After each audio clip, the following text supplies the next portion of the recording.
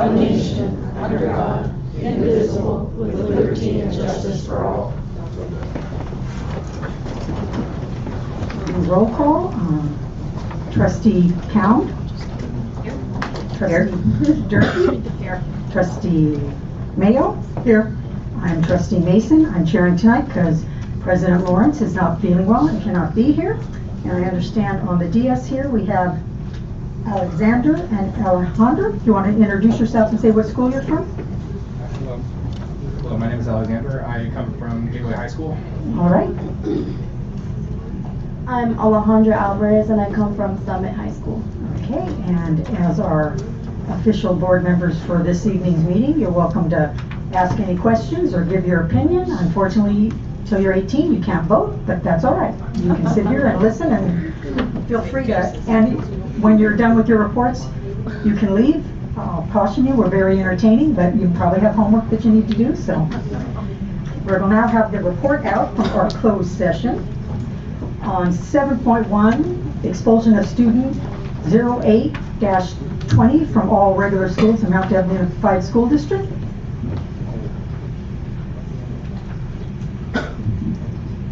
Madam President, I move that student 08-20 be expelled from all schools of the Mount Deb Unified School District and that the school placement will be made by Student Services.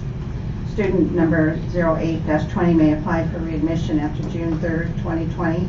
Prior to readmission, student number 08-20 is required to meet the following conditions: participate in 20 hours of individual counseling to address anger management, attend Mount Deb Unified School District Saturday workshop for anger management, and show evidence of a successful school experience with no suspendable infractions. Earn 30 credits, maintain a 2.0 GPA or better, and have a 90% attendance rate. Second. Okay, we have a motion and a second, and you will vote.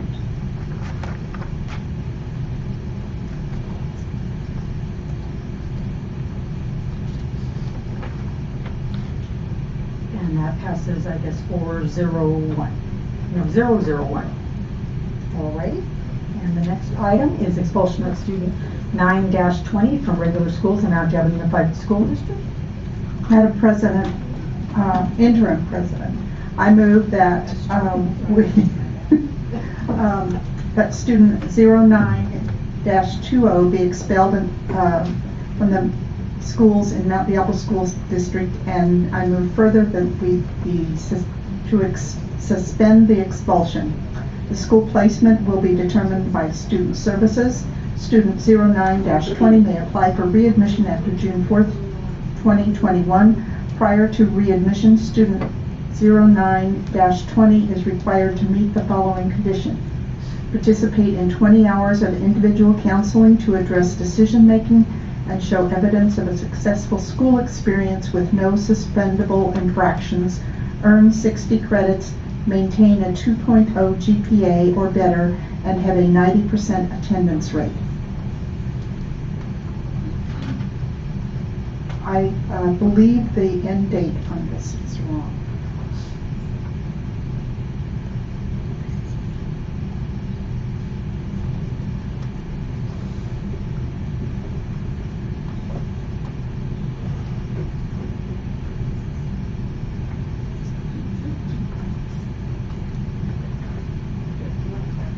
Let me see it.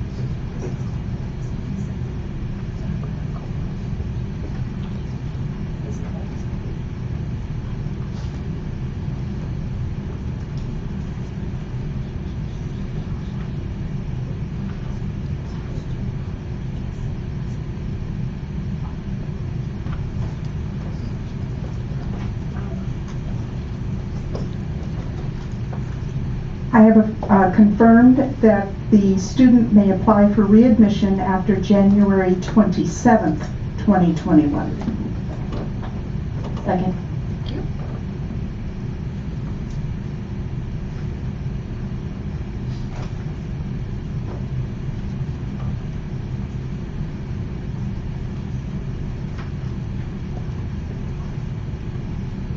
And that passes 4001. Okay. Next, we had existing litigation, conference with legal counsel, Government Code Section 54956.9D1, Jane Roe by and through James P. versus Mount Daigle Unified School District et al., Contra Costa County case number MSC 17-00580. We received information on that. 7.4, existing litigation, conference with legal counsel, Government Code Section 54956.9D1, Jane Doe versus Mount Daigle Unified School District et al., United States Northern District of California, case number CV2599-VC. We received information on that. 7.5, existing litigation, conference with legal counsel, Government Code Section 54956.9D1, MF versus Mount Daigle Unified School District et al., Contra Costa Superior Court case number MSC 19-00329. We received information on that. 7.6, discipline, dismissal, release, or reassignment of public employee, Government Code Section 54957B1. We received information and gave direction on that one. And last, negotiations. The board received information on current negotiations, and that was our closed session. Takes us to student rep. I tried to go to public comment for student rep report. So I'm going to let you two start, and then you guys usually know who's going next. So go right ahead.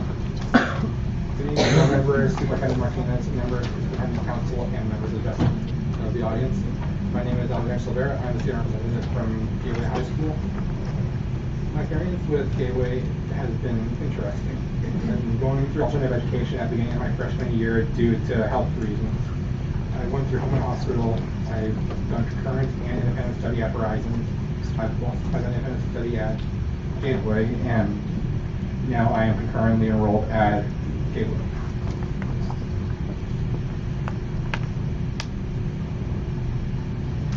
Independent study has Gateway has made a lot now. Being able to get from independent study concurrent, I've been able to focus on my work a lot more, having come in every day. Being able to do these new electives that have shown up over the past month, having really enjoyed. Really fun for me.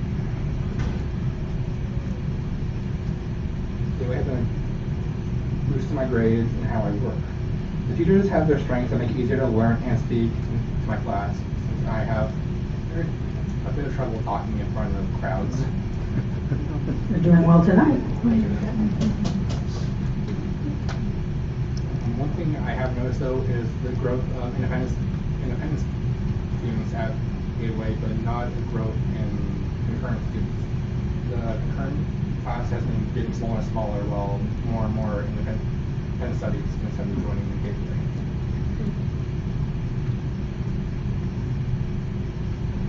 But the shift from independent to concurrent was a surprise for most of my classmates and I, but it did help boost our grades in ways that we did not expect. We all have made some kind of change to school for the better, coming with new ideas on how we could finish our work, solve the problem at hand, and graduate when we can. But one thing I'd say is that we don't need to just improve our small independent study schools. We need to improve the schools that we're connected to. Most of the alternative education schools are connected to bigger schools in the district. Gateway is connected to Riverview. Horizons is connected to Pleasant Hill Middle. I believe if we can improve those schools in different ways that connect with ours, we can make it better.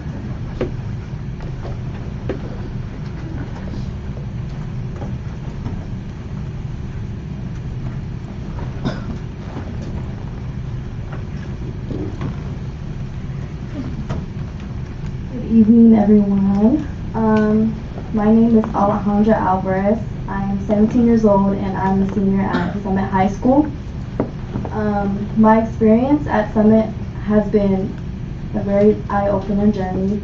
The reason why I say eye-opener is because of how much I've truly changed being at this school. Before Summit, I wasn't that great of a student, but my grades have changed drastically ever since I've made the switch. The teachers and the staff have been nothing but accepting of me. They've seen me at my best and my worst, academically and emotionally. I have made so many new friends at Summit, friends I can really count on and can succeed with. I've learned to have patience and faith being at this school. If it wasn't for the help of all my teachers and the rest of the staff and the friends I have supporting me, I wouldn't have grown into the hardworking and independent woman I am today. Something that I feel like should change is the connection between Summit and Concord High. I feel like it should be fair because we are not allowed to go on their campus, but the students are allowed to go on ours, which I feel like that's very unfair. I feel like it should be both ways. We should be able to go on their campus for important reasons, not just to walk around and stuff, but you know, just the whatever reason we have, and also for the Concord High students, whatever reason they need to be at Summit, I feel like we should they should have both consequence being on our campus if they're just wandering around, you know. So that's my speech. Thank you.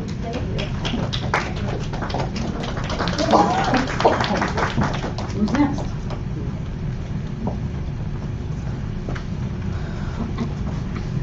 Good evening, President Board.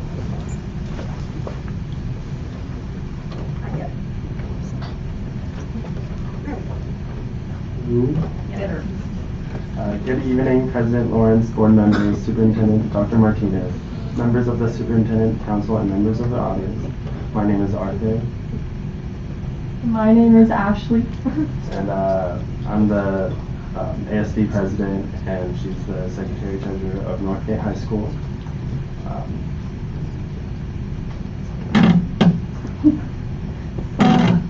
As we're getting back into the semester, we're planning a lot of new events. To start off the new decade, the Juniors of Leadership hosted a winter social in which we used the forum to section off an area where students can enjoy music and treats such as cookies, hot chocolate, donuts, and more for $3. We also had beanbag tossing, Uno, and other board games for them to enjoy. Battle of the Creek for both men and women's basketball is this Friday, where we face Los Lomas and compete to see who truly owns the creek.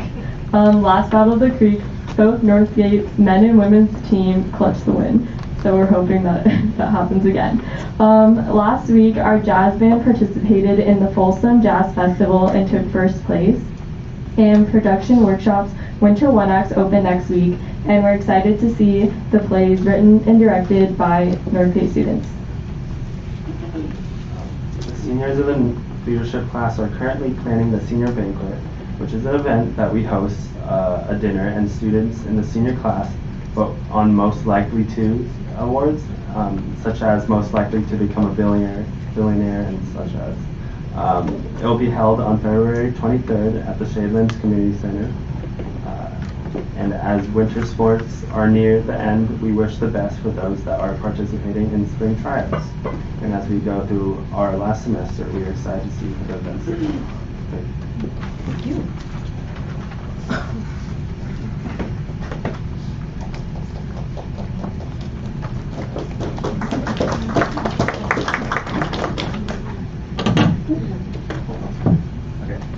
So, good evening, President Lawrence, members of the board, Superintendent Dr. Martinez, Superintendent Council, and members of the audience.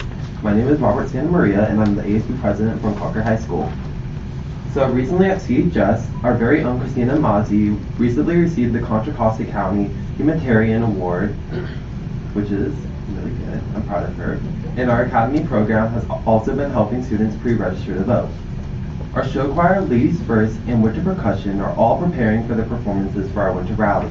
Not only this, our jazz program has a competition at Campania and an area band festival they are preparing for. Our winter sports have been working tirelessly this season. This Friday, our athletes are volunteering for our annual McCauley's inventory to raise money for our teams and to help the community. Not only that, our athletes are helping with our PFC's crab feed this Saturday, which is this Saturday. So also, we recently had 2 of our athletes sign with colleges. Mackenzie Stain signed with the University of St. Catherine for softball, and Amelia Bascom recently signed with Long Island University for water polo. Our boys varsity basketball team won their last game against Richmond with a score of 70-53. Our girls and boys basketball team both have their next game tomorrow against YD. And our wrestling team has started their season and have a home meet this Wednesday. Our JV boys soccer team won their last game against Deer Valley with a score of 2-0. And our boys and girls both have their next game on Wednesday against Alhambra. We also recently had our tryouts yesterday for our girls lacrosse team, since we are trying to start a team on our campus. So now for leadership. So our leadership program are currently planning and working on our biggest events of the year. Before I get into those, I'm just going to talk about our classes really quick. So our freshmen just planned a class bonding at Clayton Valley Bowl just to bring our class together and to make us more unified. And then our juniors are also currently accepting new club applications for the semester, as well as advertising Powder Puff with the seniors. Not only this, our seniors are currently planning the senior banquet, just like Northgate does, with the awards such as Exotic Eyes and Most Likely to Travel the World. So our winter rally this year, once again, is going to be glow in the dark, and our Spirit Week and rally are next week. And Monday will be Character Day, where students dress up as a character from their favorite movie. Tuesday will be Rockers Day. Wednesday is Pop vs. Oldies. Thursday is Abstract Day. And Friday, we will wear our class colors. We'll have performances from, like I said, show choir, Ladies First, and winter percussion to celebrate the visual arts. Our leadership exchange this year, if you did not know, is based off imagination, and our theme is going to be Charlie and the Chocolate Factory. So if you're interested in stopping by, it's going to be February 21st if you want to see everything that we do. Our 5th grade and 8th grade day are also following the same idea of imagination, and our 5th grade day will be Disney themed, and we plan on having these little pins, just like Disney has pin trading. We're going to have that as well, just to add a little fun funk to it, you know? So that's going to be fun. And then that will be on February 19th, and our 8th grade visit will be February 20th. We've also been revising our leadership application process, making it more in-depth and overall improving the process just to make it more fair for people applying for the class. And our ASB has also been putting together our OPA application for our Outstanding Leadership Program Award that Catacastle awards to leadership programs that, like it says, are outstanding. Thank you, and go Minutemen.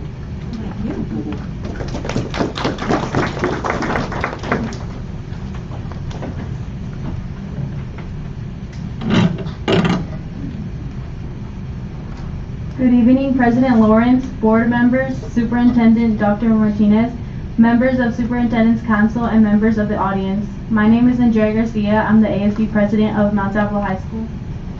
My name is Melody Espinosa, and I'm ASB vice president.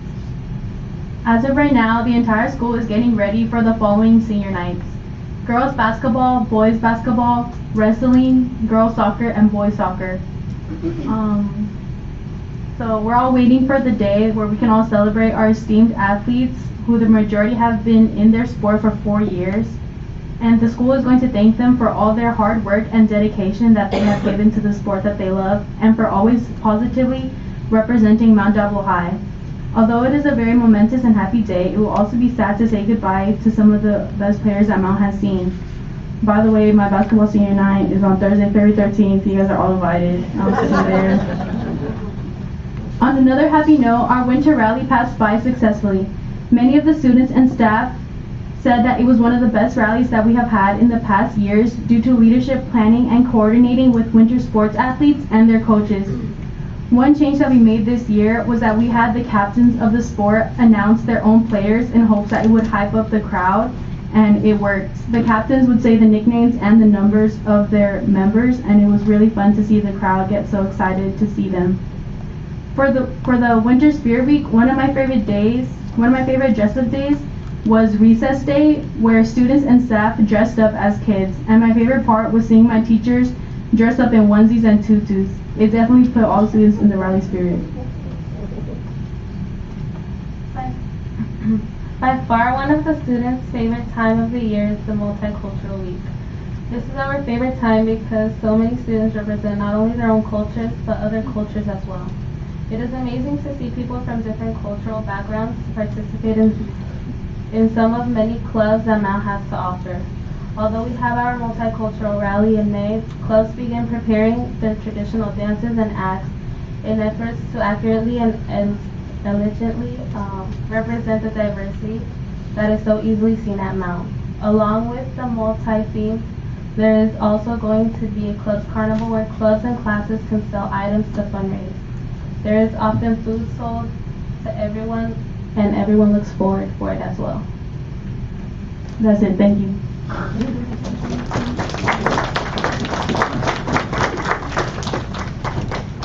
I think that's all of our student reports. So now it takes us to public comment. Public comment. The public may address the board regarding any item within the jurisdiction of the Board of Education of the Mount Diablo Unified School District that is not on this agenda. These presentations are limited to 3 minutes each, or a total of 30 minutes for all speakers, or the 3-minute limit may be shortened. If there are multiple speakers on any one subject, the public comment period may be moved to the end of the meeting. Speakers are not allowed to yield their time. I always like to add that we function under the Brown Act by law, and that allows us to do one of 3 things during public comment. We can ask you a clarifying question, we can refer you to a staff member, or we consider your item for a future agenda. So if you're passionately making your case and we don't seem to be responding, it's just because we're obeying the rules under which we operate. Having said that, our first public speaker is Michelle Hall.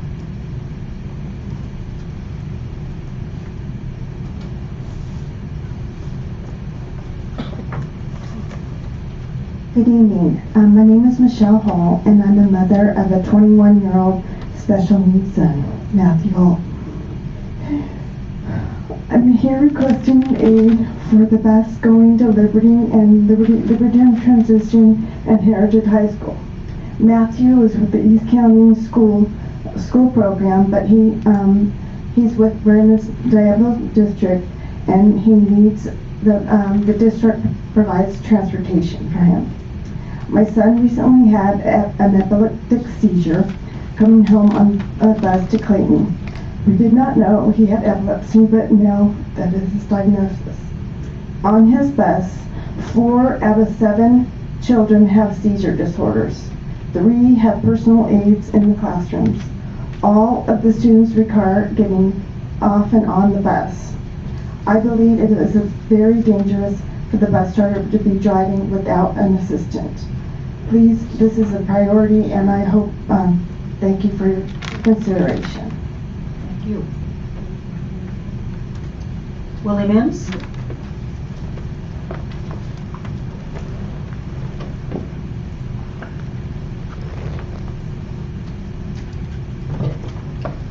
To the board, President, Superintendent, members of the community, Willie Mims, a representative of East County NACP, and also a member of Pittsburgh Black Political Association. I just, just got sidetracked from the previous speaker, which he talked about the bus driver does not have any support. That is insane.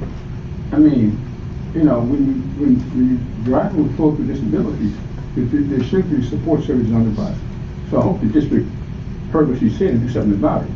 But anyway, I had an opportunity to somewhat examine some parts of your LCAP plan for 2019-2020 school year, and I know it's an updated one, but I was concerned about some of the statements made in your 2017-2020 plan summary section on page 6 of your report under greatest progress.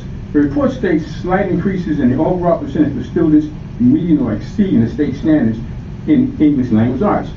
Even if that were true, then we must ask the question that in some parts of the subsection of that test, for example, in the reading section, they ask the question is how well do students understand stories and information that they read.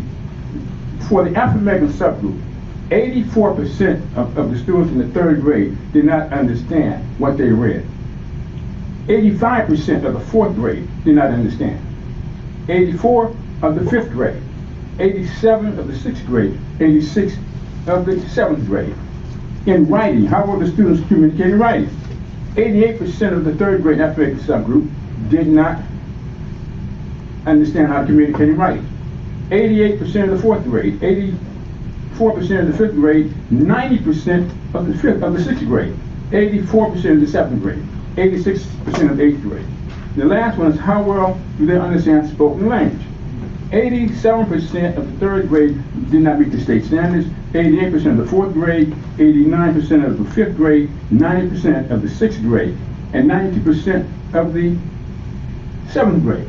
So my concern is, what's in your LCAP plan? Now look at your plan to specifically address this problematic area. This is the African subgroup. So now skimming through your plan, I saw nothing in there that specifically targeted this group. Now I'm not going over the suspensions, but you got a problem there too. But my concern is that you have a program called iReady. If iReady has been a success, it has been a total failure for the African subgroup. Look at the data I just read to you.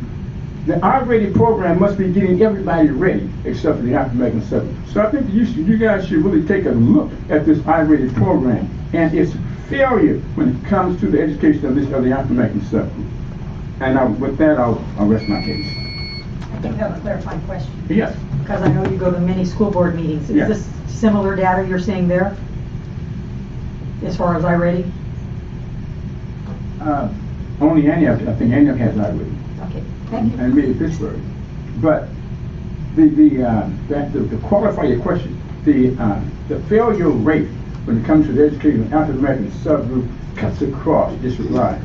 So Mount Diablo's not by themselves. You have Liberty, you have Brentwood, you have Antioch, you have Pittsburgh, they're all the same. So hopefully you will have some insight to address this problem instead of running away from it. Thank you. Thank you. All right, that takes us to communications, and that would be Anita Johnson.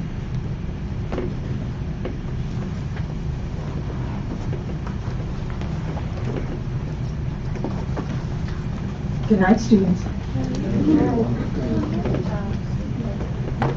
Good evening. Don't take offense, Anita, I'm sure they're going to listen to you on the way out. Oh, I'm sure they will. Yeah, they'll tune right in. Yeah.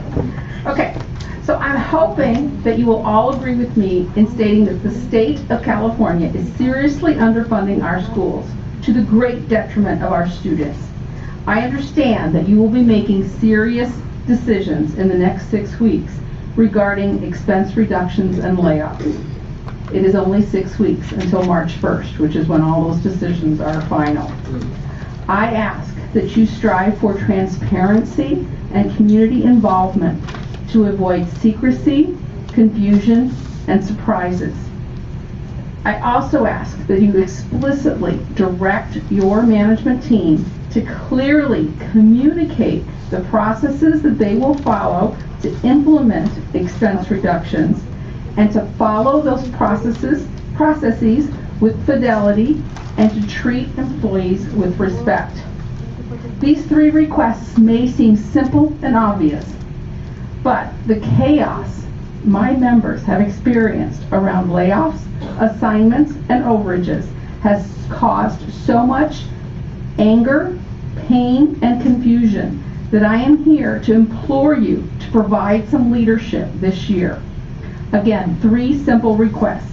1, clearly articulated processes. Not all of the processes around layoffs, assignments, and involuntary transfers are specified in the contract. Somebody really needs to think through how and when all of that is going to happen and to think through it in quite a bit of detail. And then to communicate how it's going to happen to avoid questions and confusion. And that's where fidelity to the process comes in. What we've seen in the last couple of years is that there is just so much stress because when things get complicated, people tend to make split-second decisions or to be influenced by strong personalities that are advocating for, say it's a principal who wants to keep somebody at their school, and so they interpret things one way. And then it doesn't get interpreted the same way at a different school. And that's why if you say it up front, what you're going to do, and let everybody know, it really, really will avoid some pain in the future. Because especially, I mean, this is stressful. There are a lot of conflicts, but there's also an incredible amount of time pressure. Like I said, we only have 6 weeks to get all of this done. And then respect for employees. I understand that what happens, you know, when there is that stress and conflict and you get an email from somebody asking for an explanation, there is a tendency to say, well, I'll return that one tomorrow. And then it never gets returned. So people just sit out there not only being confused, but then being angry because nobody ever got back to them and explained things. So if you could be explicit with the management team that you've got some expectations around that, I think that that would really help. And I'd be happy to go into more detail if anyone is interested. Thank you very much. Thank you. Okay, that takes us to recognitions and resolutions. 11.1, review and potential approval of resolution number 19/20-33 in recognition of January as Human Trafficking Awareness Month. Mr. Mims, did you want to speak again? Or the report first? Oh, yeah. No problem. Thank you. So, we have the resolution. Yep. There's no formal report other than the resolution itself. So again, this particular resolution is coming before us, the board, as a way to, again, advise the public of this concern about human trafficking and that its existence in even our county, throughout California. I know Ms. Cowan had some information about this as well and wanted to share it. There are some other activities going on throughout the county, so we just simply wanted to make sure that we were addressing the concern, that we were sharing information with our community about this area of concern, and we thought one way to do that would be through this resolution. Thank you, yes. So I was fortunate enough to attend an event just last week called the Red Sand Project for Human Trafficking Awareness. This one was held in Antioch, but they're held throughout the county to raise awareness about the seriousness and the issues of human trafficking that are happening to so many of our youth and our communities throughout the county, and it can happen anywhere. And so one of the things that we want to make sure that people are aware of is what signs to look for and what to do, right? And we have a representative from the district attorney's office here today who has some information to share as well.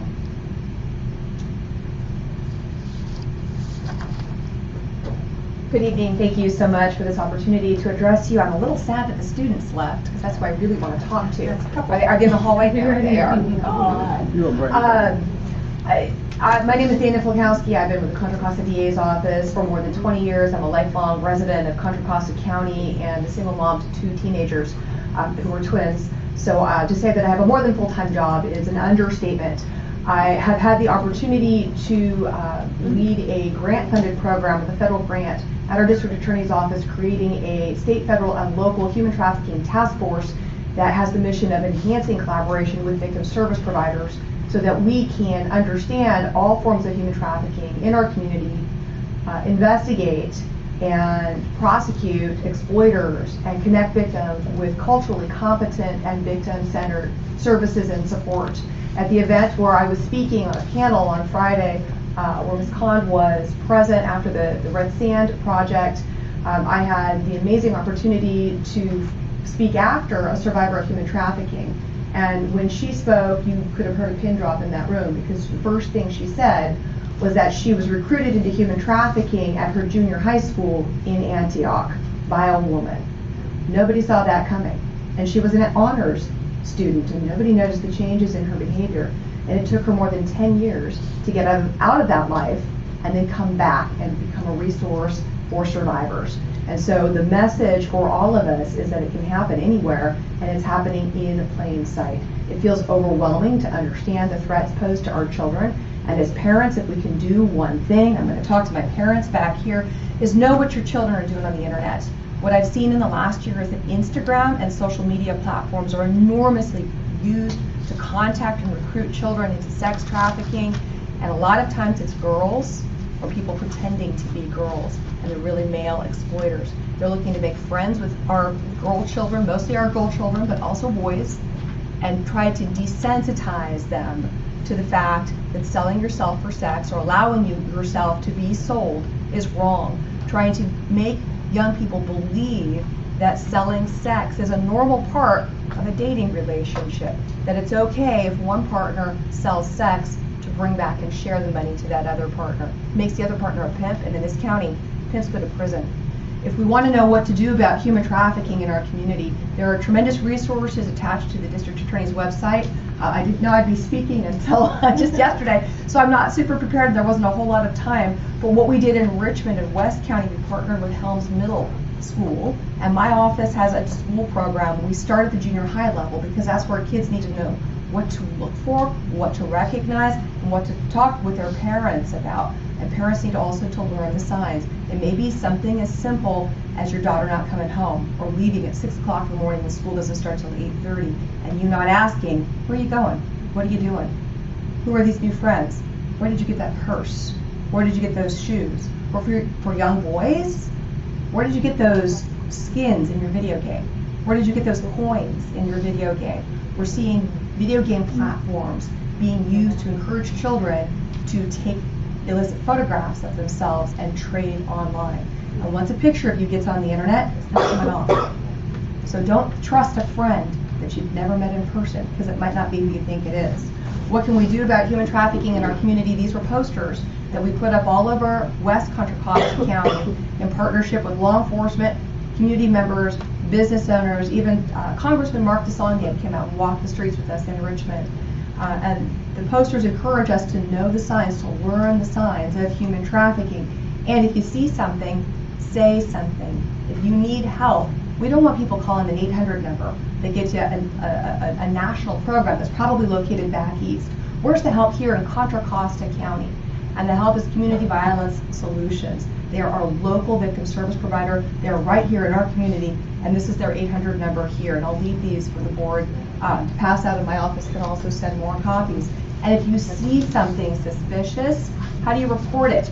This tip number, 925-957-8658, goes to the task force at my office, and it will be monitored by either the Human Trafficking Task Force Coordinator, a labor trafficking investigator, or a sex trafficking investigator. If you think someone is being trafficked and you want us to investigate it, that's the number to call. Not an 800 number far away, but right here in our community. The way that we will beat this problem in our community is to band together as a community, to invest in local resources, to talk to each other, to support each other, to break down barriers of secrecy. The thing that I would have told our young people is that keeping a secret isn't the best way to be a friend. So if your friend burdens you with, this is happening to me, don't tell, that's the wrong answer. Talk to your parent, call this number. This number, even a minor can talk to a confidential counselor and get help. That's where we put our secrets, not on the burdens of our other young people. So thank you very much again for this opportunity. I will leave these with, you got some, I'll leave you some more. Thank you. District Attorney's website if you want more information about local resources, and also our Family Justice Centers in Contra Costa County are an amazing new resource. East Contra Costa County just got one in Antioch. Central Contra Costa County has had one in Concord, and we have another one in Richmond. So again, thank you. Thank you so much, Ms. Polkowski. This is just incredible, and what I really appreciate is what you were saying about the phone numbers. These are local, even though it's like the first one has an 800 number, but these are local phone numbers where you can reach local people and that you can trust and talk to, whether it's you or a friend, or you think that it might be going on with someone that you know.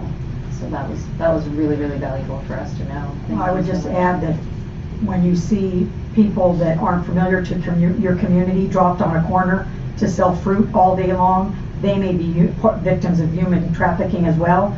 So if I see that and they're sitting out in the hot sun, it doesn't look like they have a vehicle, I just call the local sheriff and they come by and check it out. So that's another form of human trafficking. Yeah, I'm just going to share, I hear about this way too frequently because my daughter is a licensed clinical social worker and works for an agency in Alameda County that helps kids that are coming out of the foster care system. And this is a really, they have a special department for it. It's very common. But one of the things she, because some of us are the type that try to get involved inappropriately, that exact situation, or kids coming door to your door, you know, I have them engage in a conversation and she's saying, don't do that, Mom, because you put them at risk. You know, if whoever's watching them sees them talking to an adult, then you really could put them at risk. So it's great to have a phone number that you can call immediately to alert professionals or to come and check it out. So I love that.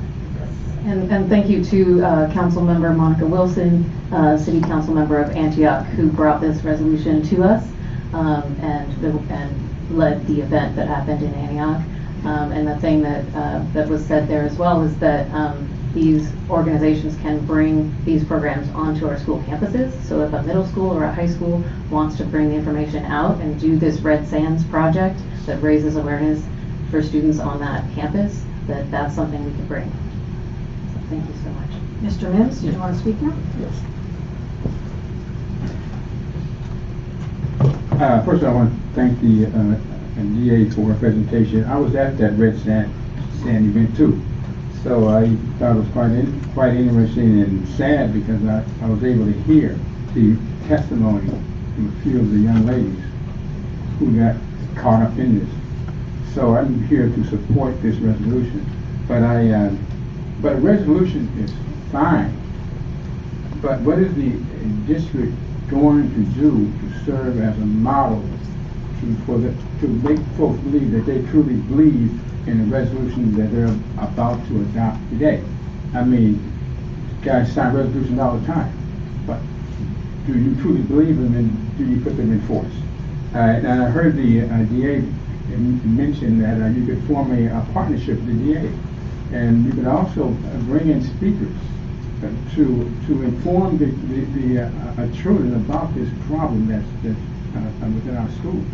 You know, so everybody has to be involved, and everybody has to know, because the majority of folks do not know at all about this human trafficking. They hear it, but they have no idea. I didn't know it until I was at that meeting, that Red Sand meeting with the DA in Sharish.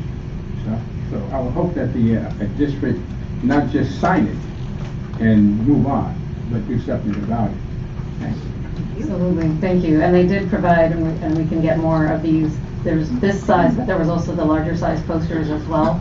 I have a few in the back of my car that I should have brought in, but we can get a lot more of those for all of our middle and high schools. I think it would be great for us to have them located at all of our middle and high schools. That was another piece I was surprised to hear, is that it does go as young as middle school. So. I just kind of had the actual resolution does call out some actions, you know, it's not passive, you know, just like, well, this is a problem. So, to Mr. Mims' point, I think, you know, we're saying it there too. So I think making sure we follow through. So, Madam Vice President, I move to approve the resolution 19/20-33 in recognition of January as Human Trafficking Awareness Month. Second. And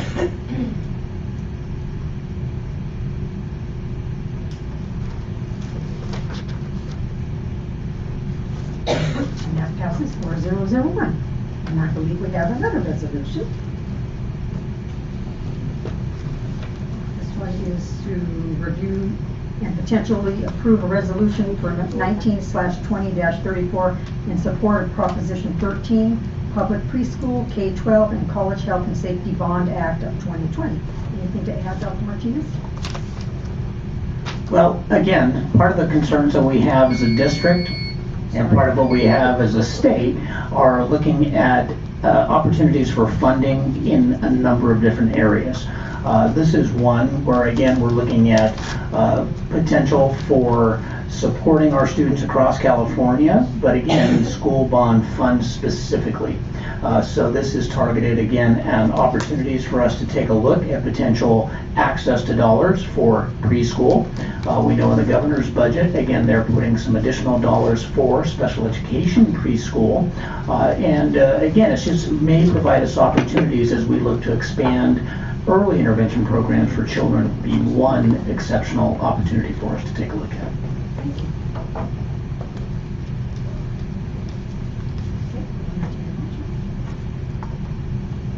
Madam President, I would move that the board approve the resolution number 19/20-34 in support of Proposition 13, Public Preschool K-12 and College Health and Safety Bond Act of 2020. Second. Thank you.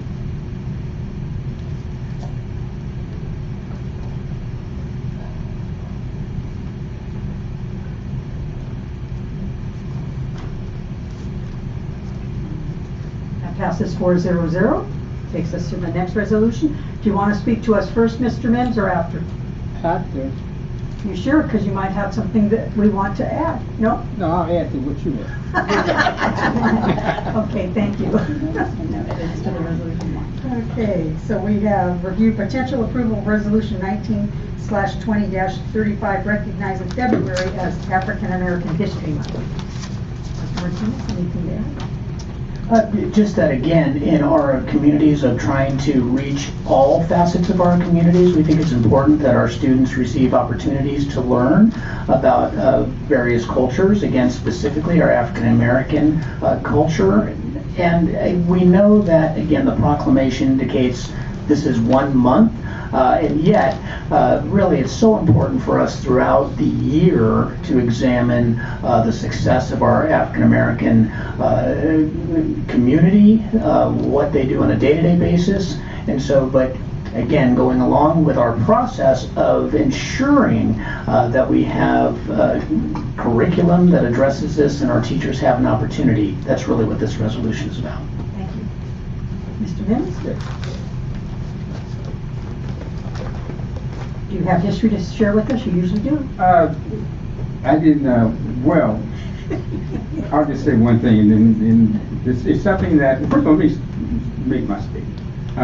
Again, we have a resolution here.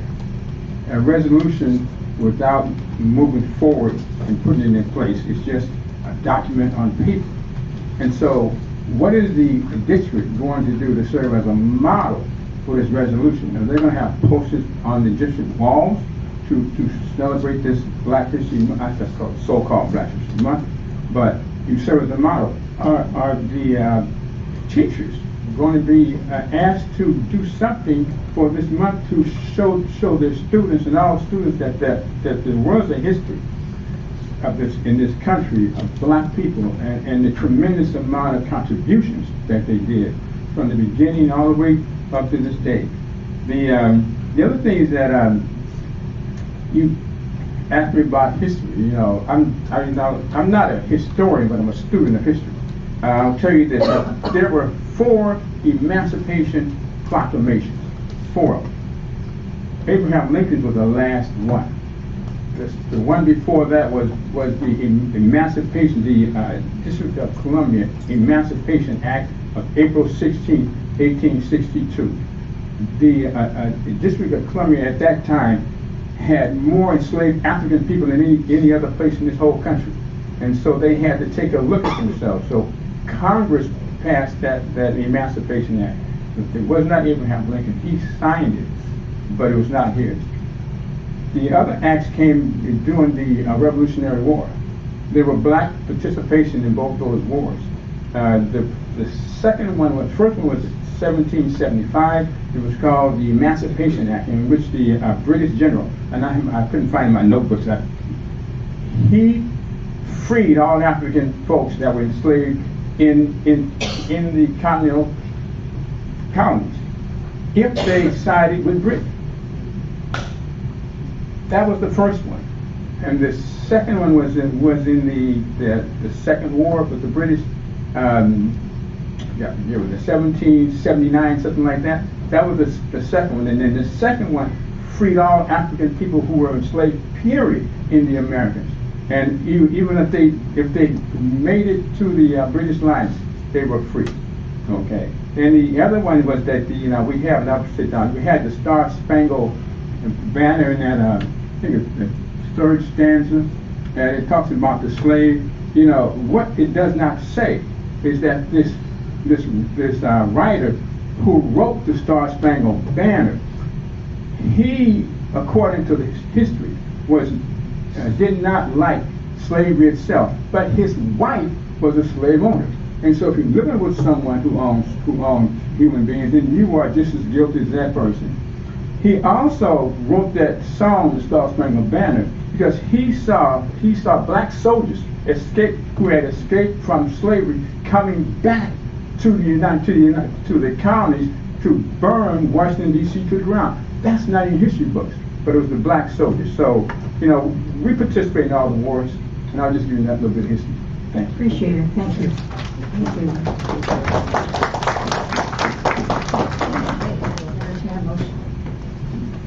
Madam President, Vice President, I move to approve resolution number 19/20-35, recognizing February as African American History Month. Second.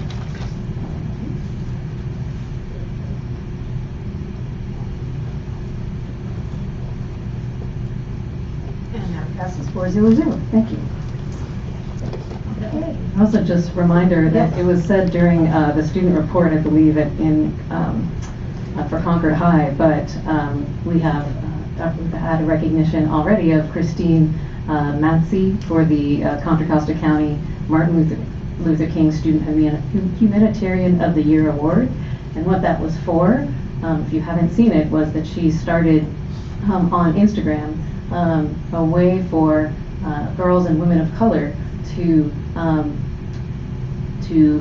take over basically her Instagram page and share their stories of success. So they're coming from all different places, different colleges and universities, different careers, and she's showcasing them somewhere so that on Instagram, so that young people can see these positive role models of successful women of color. So that's a student right here in Concord High. It's so exciting to see, and I know there's many more examples of successful students in our schools that are making a difference like that. Now we have public employee appointments, review and potential approval of appointment of program specialist categorical programs, site-based at Mount Diablo High School. Dr. Martinez. Yes, thank you so much. As we're continuing to move through the school year, we do have services that our students are needing. This particular service, again, for the program specialist, categorical programs, is a site-based program at Mount Diablo High School, and we're pleased to bring tonight the potential appointment of Karen Salazar as a new program specialist for this particular program. Karen is a literacy and language-grounded educator with nearly 15 years of experience teaching English and social studies at both the middle and high school levels. She has served the communities of Watts, South Los Angeles, and most recently Oakland's Fruitvale District, where she served as Dean of Instruction at Epic Middle School. She has earned her Bachelor's of Arts degree in Political Science, Afro-American Studies, and Chicanic Studies, and a Master's degree in Urban Education, both from UCLA. She happens to be a graduate of Mount Diablo High School, so she's named MDUSD, returning to us. She's really thrilled and excited about getting to the school, working with our students. Again, the letters of recommendation that come on her behalf just absolutely talk about her high dedication.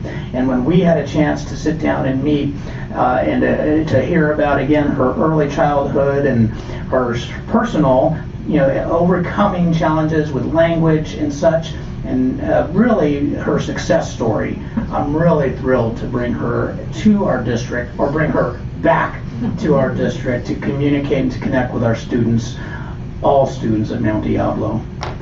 Happy to have her join us. Madam President, I move that the board approve the appointment of Karen Salazar as, that's a long title, Program Specialist, Categorical Programs, Site-Based Management, and assigned to Mount Diablo High School. Second. We have a motion and a second. Just give us an awkward moment here. And that passes 4-0-0. Come on down. Karen, come on up.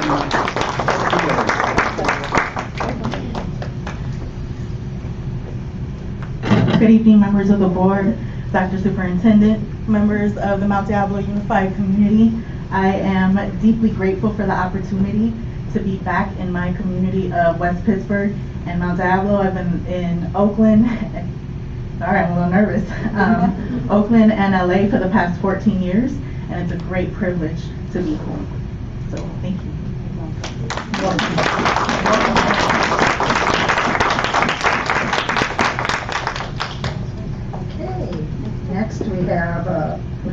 approval and appointment of a benefits specialist. Dr. Martinez? Yes, we are pleased to have Laura Matsusaki really advance to a promotion. So Laura has been working with us as one of our district translators and really more so connecting with a number of our families in the work through the district. But now it was really kind of an opportunity that she brings with her a number of years working in benefits from her previous work really across the United States, quite frankly, at the high level of corporate level, to be able to come now to our district and provide that benefit that she brings with her in business administration, benefits administration, as a coordinator working with Mutual of Omaha for one, sales specialist through Lincoln Financial. Again, just really a high-level professional who has been kind of in this work, helping our community, but now we really even see another avenue for her to connect and provide service to our employees, because again, most all of our employees who get the benefits take the benefits. It's a good process. But within our legal department now, she'll be really working with the new team, working on our employee sustainability plan, which is another way to make sure that our employees, if they have benefits, need their benefits, they're well coordinated and receive the support that they so need. So we're really thrilled to have Laura advance to this position. Thank you. Madam Vice President, get it right before the end of the meeting. I move to approve the appointment of Laura Matsusaki for Benefits Specialist Confidential. Second.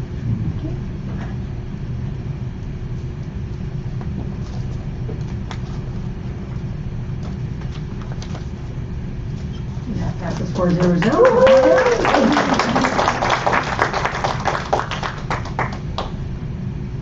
Gosh, I'm so excited to get here. Good evening, everyone. Thank you, Superintendent and board members.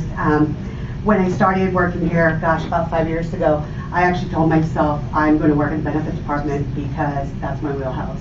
And here I am. I'm so excited and ready to develop relationships with our internal departments and, excuse me, I'm a little nervous too, with business partners and departments to just make sure that we develop a smooth process for all our clients, including, of course, employees and retirees.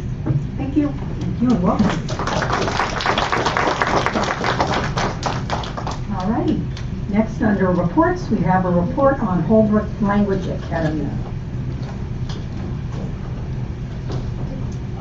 So as they're setting up, I did want to let you know that this is our first opportunity that the board is going to see some of the work in progress. We have a little bit of a team element going on tonight, so there'll be a few people. We again welcome Jen Sachs, who's our Executive Director of Instructional Support, here to kind of lead the way, but I'll hand it over. Absolutely.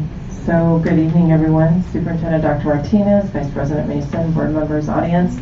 So we're very excited to be with you this evening. In August 2019, there was a presentation done on a 6th grade pilot at Holbrook Language Academy that we were really excited about and hoping to launch this year. And we made a commitment to you to come back to the board in order to share a bit about our progress, and also hopefully to discuss a proposal to possibly expand the program into 7th and 8th grade.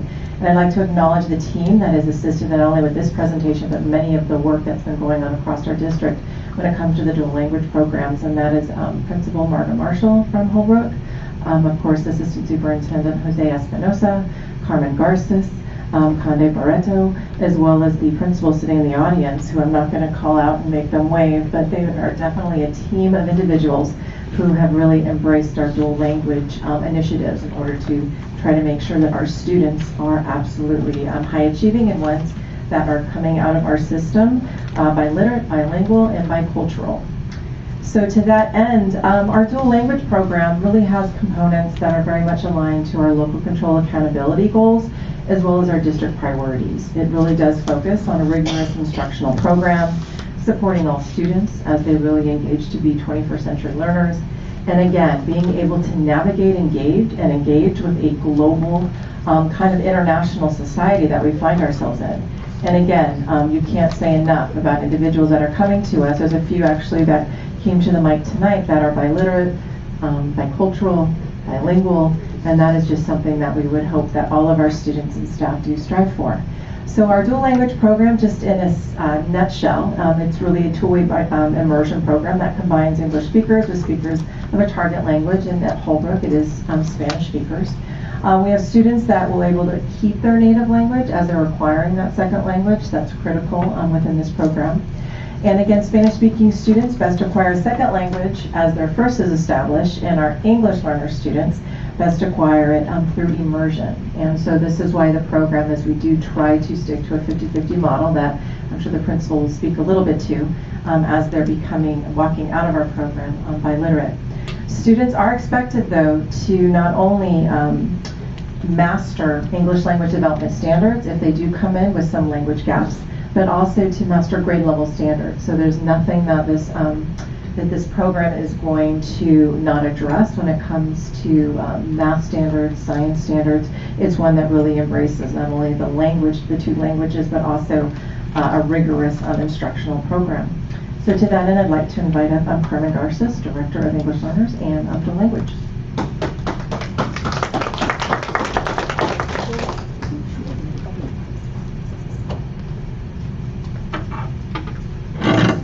Hello. Hello. Okay, so I'm here to talk about the benefits of bilingualism, and a lot of them, and there have been a plethora of studies about the benefit of bilingualism in the past 40 years, but in the last 10 to 15 years, this study has also encompasses brain research. Proficient bilinguals show increased mental flexibility, a stronger problem solving, creativity, excel in the executive function, which is located in the frontal lobe. And that refers to better attention to detail, ignore distractions, better working memory, and also better at task switch. They also show increased metalinguistic awareness across both languages.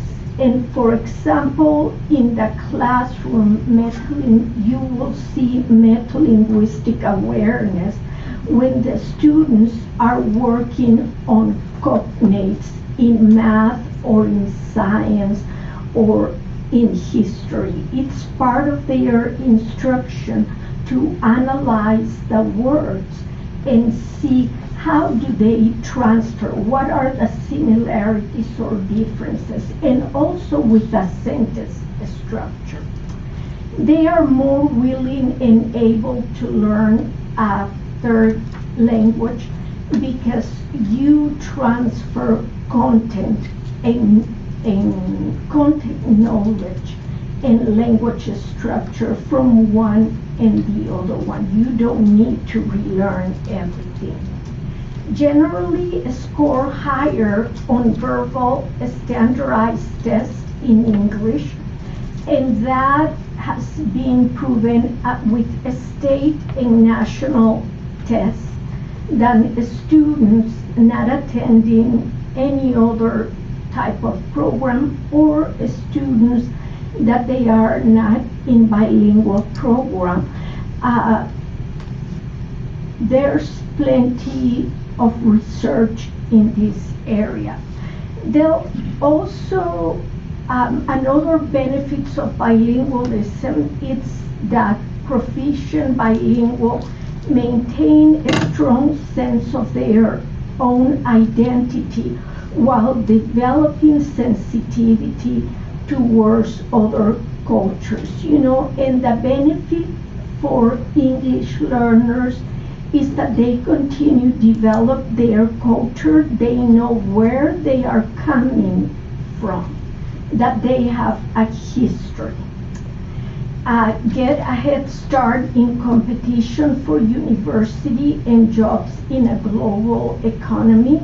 Approximately 20% of the population in the world speak only Spanish. Therefore, the emphasis of multinational companies to hire people that they speak other languages. And for example, with Spanish, if you speak Spanish, you can communicate with people from other 20 countries, and that is a really good benefit to us. Also, the MIT did a study about the economical benefits of being bilingual, and they showed that a bilingual person will earn $51,000 to $120,000 more. And also, the one that is most exciting for me is that older bilinguals are more resistant to the onset of dementia and Alzheimer's than are monolingual. So I have put all my chips in that bucket. I hope that it will pay. So it says that it delays around 4 years. It's not that much, but it's better than nothing. Okay, these are the 3 pillars of bilingual education that Jennifer already mentioned. And it's bilingual, listening, biliteracy, that it's the ability to fluently speak 2 or more languages, and also to read and write in those languages. So we are not only referring to the oral production. Grade level academic achievement, that students will show high academic achievement in both languages in content matter, and that's why our students learn content subject matter in both languages, and cross-cultural competency. Now, you saw the, okay, so you saw this slide before, and this one refers to the dual language programs in the district. And these programs are part of the master plan for English learners that that we had a task force, and the Office for Civil Rights were our very close friends that helped us develop that. So regarding the programs and services for English learners, the red one, it's the dual language program, and the dual language they are all dual language programs. The difference is that red one, it's 2-way dual immersion, and the other one is 1-way dual immersion. The 2-way dual immersion, it's the program that we have at Bancroft and at Holbrook, in which the classroom composition has English learners and English only speaking learning together. And that's the program that shows the highest result, because the students are learning and teaching each other. And the goals are the 3 pillars: bilingualism, biliteracy, high academic achievement, cross-cultural competence. Now, the green one, it's 1-way dual immersion, and that's the one that we have at Meadow Homes, at Cambridge, at Ignacio Valley, at Shore Acres, and Bel Air. And those have been our traditional programs in which in the classroom composition we only have English learners learning both in English and in Spanish. And then the last program in yellow, that it's the English learner instruction or a structured English immersion, which is it's the program in which the students, they learn only in English. However, in these three programs, the English learners receive designated ELD, which is the targeted instruction of English at their grade level, and integrated ELD, which is the focus on the language through the content.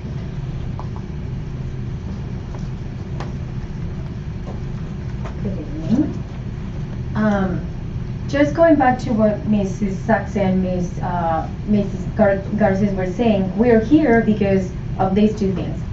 We're successful at Holbrook because we really believe on these three pillars of dual education, dual language education, and because our program is through 50-50.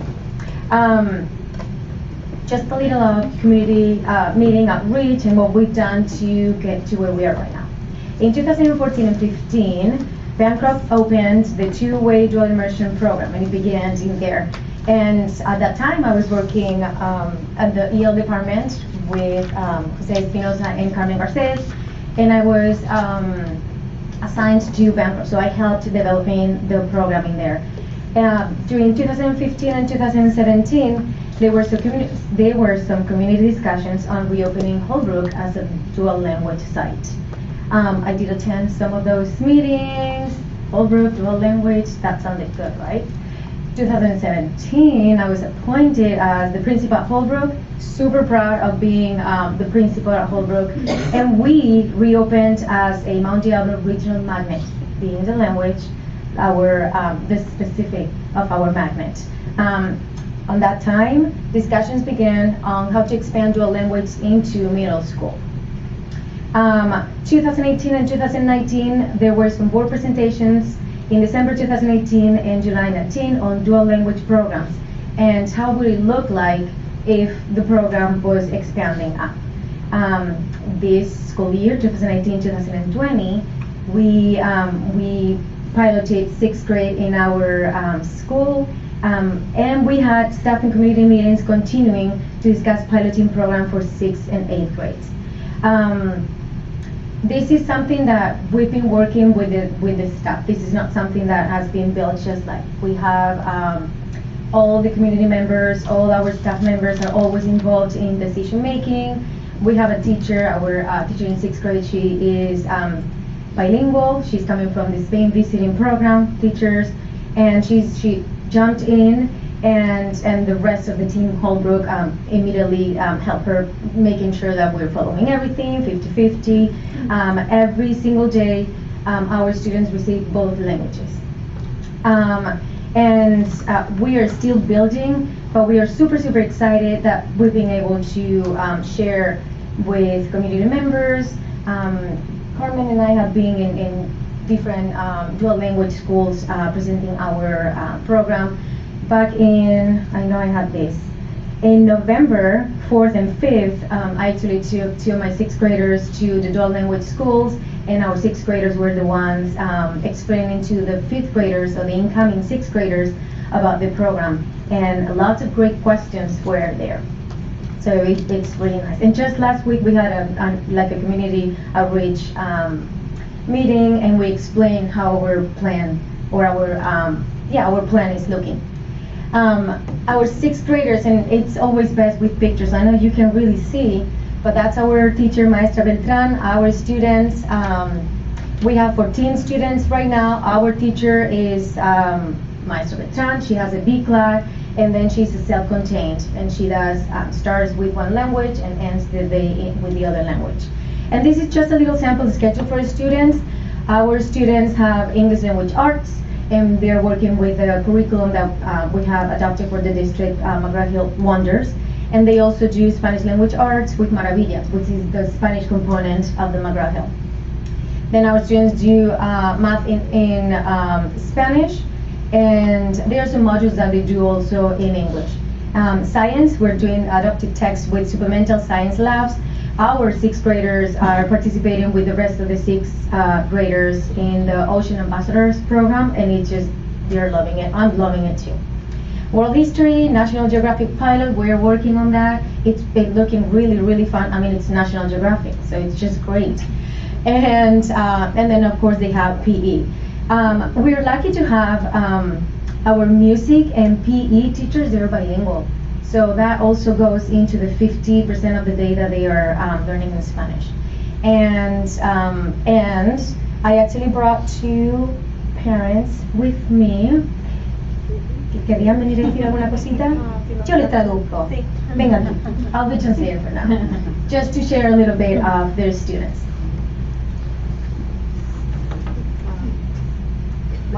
My name is Carmen Ramirez, and my daughter, she's in 6th grade.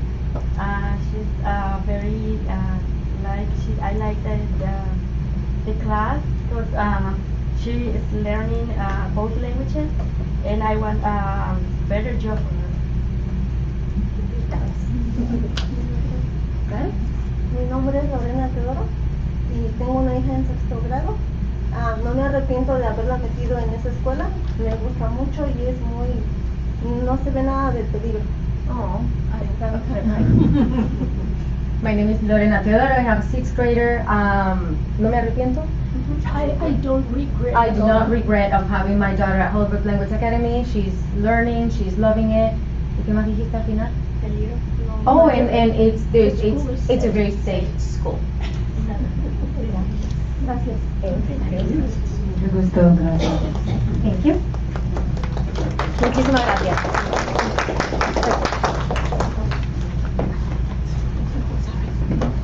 Okay, board members, Dr. Martinez, I have the final slide.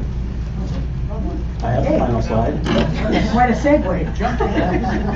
I jumped all the way ahead to the next presentation. All right. Can we click one more? There we go. Before I give staff recommendations, I would also like, I want it not to be lost that a secondary program was approved in 2012 when we approved the EL master plan. That's when the board voted to approve a secondary program. That is the promise that we made to the dual language parents, the dual language community, that we would provide a secondary program.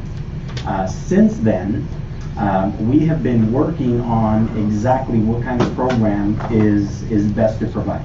So this isn't, and although we are getting some questions around, well, how did this happen? It's not a new thing. I guess it's an old thing that has been on the shelf because when our students started in kindergarten, we had to wait all the way until they were ready to go into 6th grade to decide what that secondary model was going to look like. So with that said, our recommendations are to continue community outreach, of course, and informational meetings on the middle school program. Continue to collect feedback, but at a certain point we are going to have to make a decision so that we can move forward and we can, give the community what we have promised. Continue meeting with teachers, staff to discuss middle school program and impact. That is something that has been happening all along, but it is something that we need to continue. As we roll out a program, any new program, or old program that seems new now, you're always looking at how can we improve, what adjustments do we need to make. So we need to continue to do that. We do need to finalize a budget impact. We do not feel like it's going to be a huge impact because there are students. We're still serving our students. And then we'd like to expand the program with a 7th grade class for 2021 who would move into 8th grade in 21-22. Yes. It's hard to believe it is here at 21-22. Yes. Thank you very much. Okay, thank you. Before we get, if I could, so again, partly what we wanted to make sure that the board was hearing tonight, that we have some process in place. We have groups working to develop and design. As we've kind of said, it's not a fait accompli. We don't have every nuance already isolated and picked and designed, but in looking at trying to meet the needs of our students and the population, again, given some concerns as we had when we started this school year, here's the program. We wanted to make sure that we're working to develop and design so that we are considering different things. So part of the next slide, and Jen, I don't know if you had some more, I just wanted to frame was that almost we wanted to also make sure that we may have questions for the team, but we also want to have questions that the board kind of says, I'm wondering, I'm thinking about, because as they're continuing to do the work, that's, we want to engage in those conversations, and we may not have all the answers tonight, because again, it is a process, but we want to make sure and elicit some of those thoughts. Jen, anything else you want to add? Absolutely. Just one last piece to add is that currently, according to our transfer numbers, we have 33 students that would be interested in starting as a 6th grade group at Holbrook for next year and choosing the site as their first or second choice. Yeah. Members, do you have questions? Yeah, thank you. I just have a couple of clarifying questions first, and I'll have more to say. But so this year, the 6th graders did not come from Holbrook. Is that correct? Didn't we go out and recruit them? They weren't, because you weren't up to 6th grade, right? So I'm just taking a little exception to what you just said, because that was part of the concern I had, and I wasn't on the board in 2012. So that, you know, the concern I had is that, yes, there was this concept that we were going to get to a middle school, or whatever we call it, what is part of elementary school, 6th, 7th, and 8th grade. There's two parts to that. One is, in my head, the logic was when Holbrook gets to that point is when we would go there. But that's what kind of threw me a little bit, is here now we were adding 6th grade, and your students weren't ready for 6th grade yet, because we had to go find them, right? And you did. So then the other thing is, and again, I wasn't on the board, so you guys can speak to this, but you know, the concept that, you know, you said in 2012 there was part of the plan, but not, you know, to have again a middle school or K-8 wasn't necessarily at Holbrook, because we have Bancroft, right, who is, I think, still interested in a, you know, what are the plans going to be for middle school for those students. So I don't know if that makes sense, but I just was, you know, kind of a little different spin on than what you just said.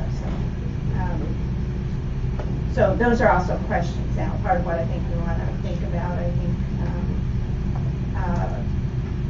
there's 30. You just said how many students? 36. 33. 33. Are those Holbrook students that have been at Holbrook? No, because we're still not there yet, right? Where those kids are ready to start 6th grade. So that's still a question in my mind of why would we launch? I thought it would be a natural evolutionary process. But honestly, I'll just share, just to get, you know, putting everything out on the table, is when it came back to us, and I know I'm not trying to create, you know, I mean, I just wanted transparency, I just wanted to get the discussion out there, but the concern I had is we already have the students, whatever number, I think it's a little less that actually started, but there was some number of students, I think it was like at that point 20 or 21, and because of the timing, those families were expecting those children to go there, and I wasn't comfortable pulling the rug out from them at that point. I still question, why are we recruiting when we don't have the Holbrook kids ready to start 6th grade? Why are we expanding at Holbrook at that point? Why don't we let it become, again, natural evolution? But since there was some obviously misunderstanding, and so recruitment happened, these kids and these families were lined up, I wasn't comfortable saying, you know, no, you can't go there now, and that's why it became a pilot. So that was the board decision to say, let's make this a pilot. Okay, let me answer part of that, because before it goes too far, and then we kind of get lost in the question.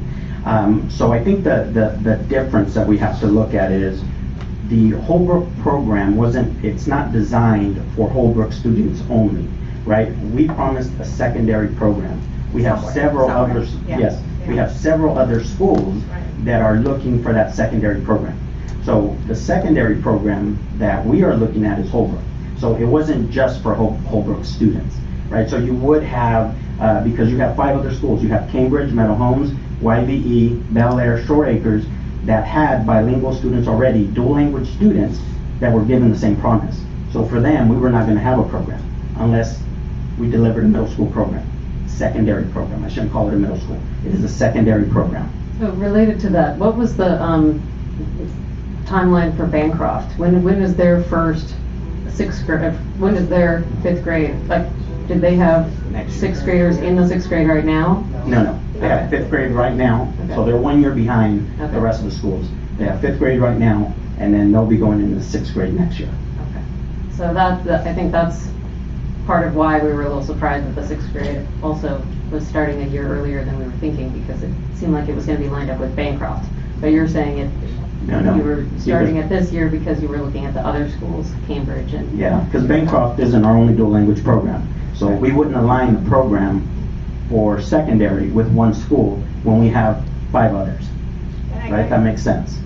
I think the interpretation of the message I got is that there was always a plan for Holbrook to become the K-8, and you're saying, that was a question to me, and I have, it's not that I have a problem with that necessarily, but, we have several other elementary schools that have schools, including Bancroft, and I just felt like we were saying, well, you approved, up dual for 6th, 7th, and 8th grade, but I don't think it was necessarily approved for that site, is what I'm trying to say, because like you said, we have many schools that are looking for a site to go to.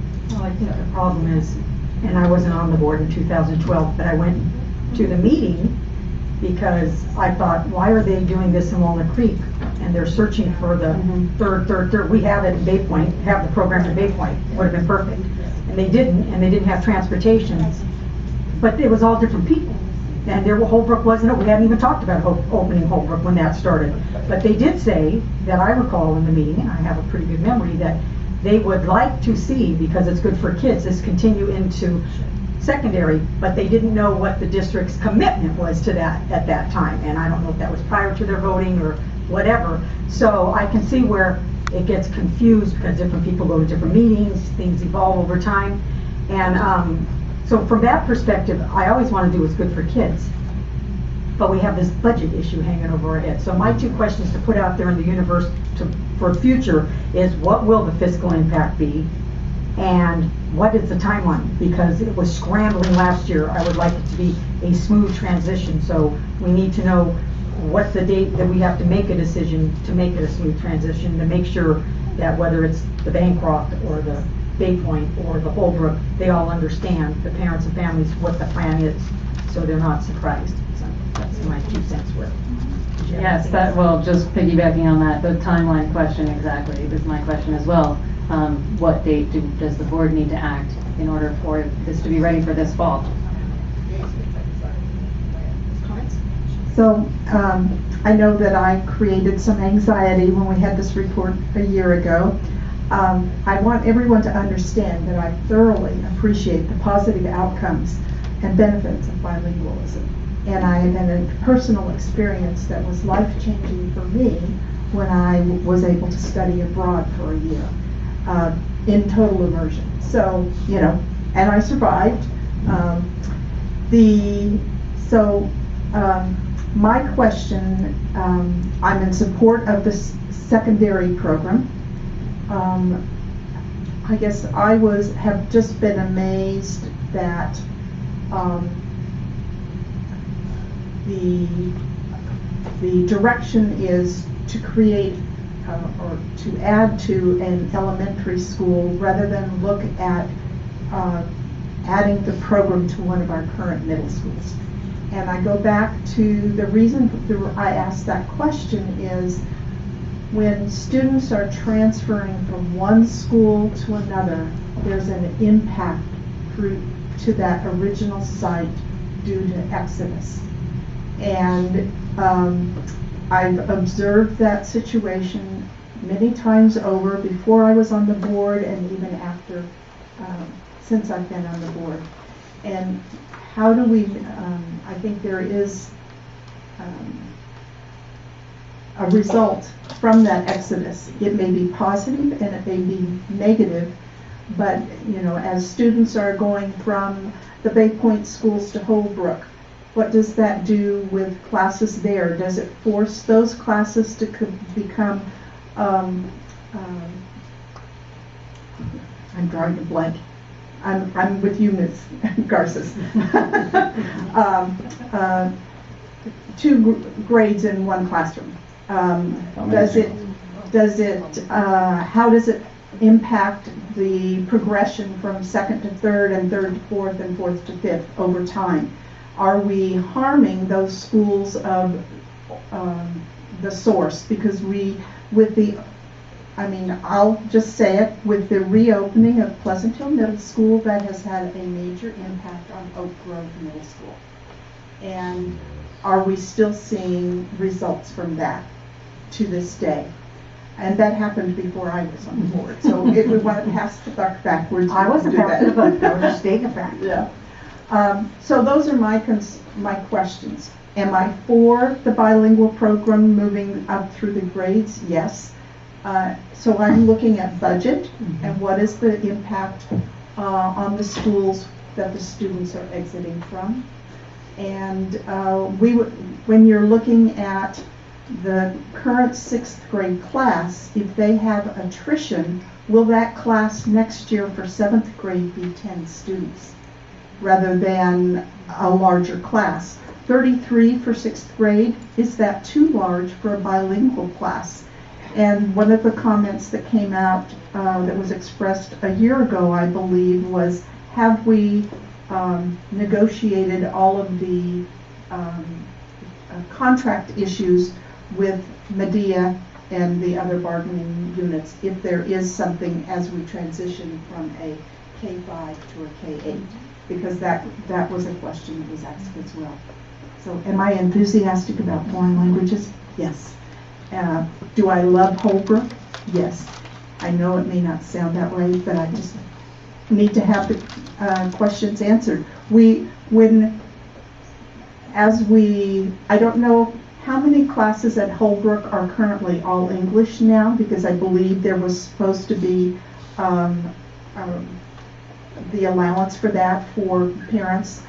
How many are there now? Are we up to 3 grades or 3 classrooms in each grade, 2 Spanish and then 1 English? Or how can we maximize Holbrook K-5? Is that a better plan, or is it to keep all the grades smaller and go K-8? Because that is a limited sized campus. Because we're going to have to bring in buildings no matter what we do. Okay.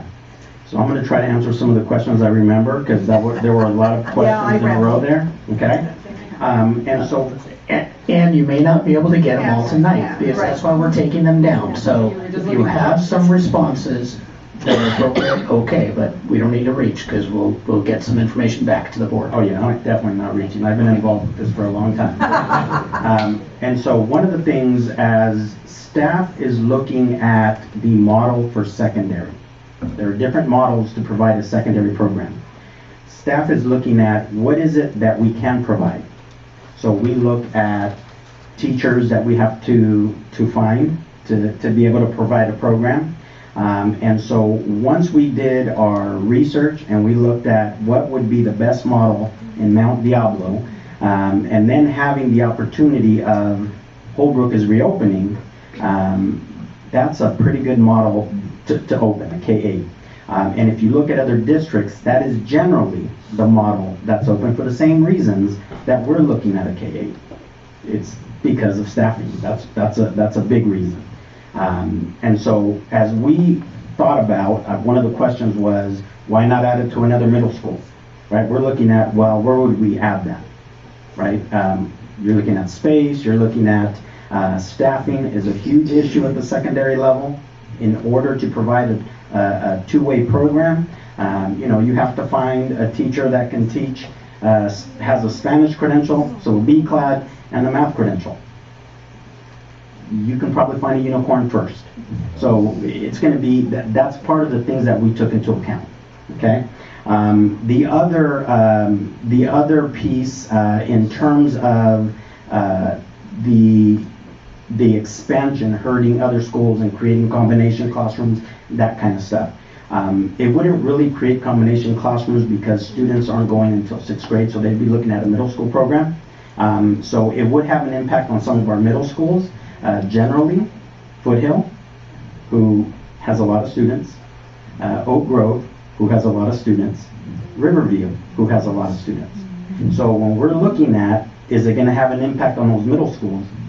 I can, with a lot of confidence, say not really. Not in terms of students, because they already have a lot of students, right? So the students that are choosing to go into Holbrook, the families that are choosing to go into Holbrook, you know, that's going to kind of help us balance out a little bit. So that's that part. Can I interrupt just 1 second? Sure. Because something you said earlier, I learned from Dr. Martinez in a recent conversation, and when you were saying you're looking at the secondary model, there is a model for 6th, 7th, and 8th grade. That's why I'm not calling it middle school, because that is different when it's part of, right? When it's part of a 6th, 7th, when it's part of a K-8, the 6th, 7th, and 8th doesn't have to follow the same model as what we know as middle school as a separate entity, right? Am I saying Yes. that right? Yes, so That's K-8 important. is an elementary Yeah, model. Right. And so we would have self-contained classrooms.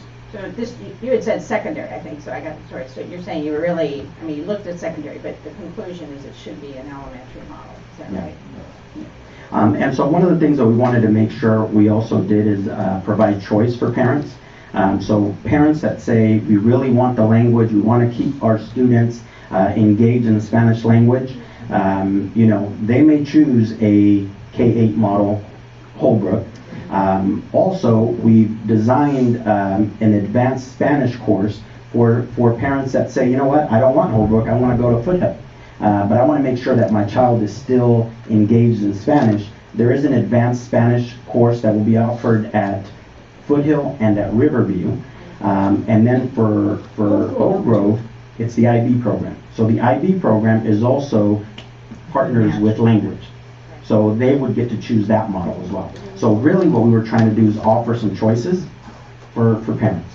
Sounds like a possible workshop for the board, actually, moving forward. So, But I really appreciate being on the agenda, so we can have this conversation, and you guys aren't trying to guess what we're thinking, you know what we're thinking.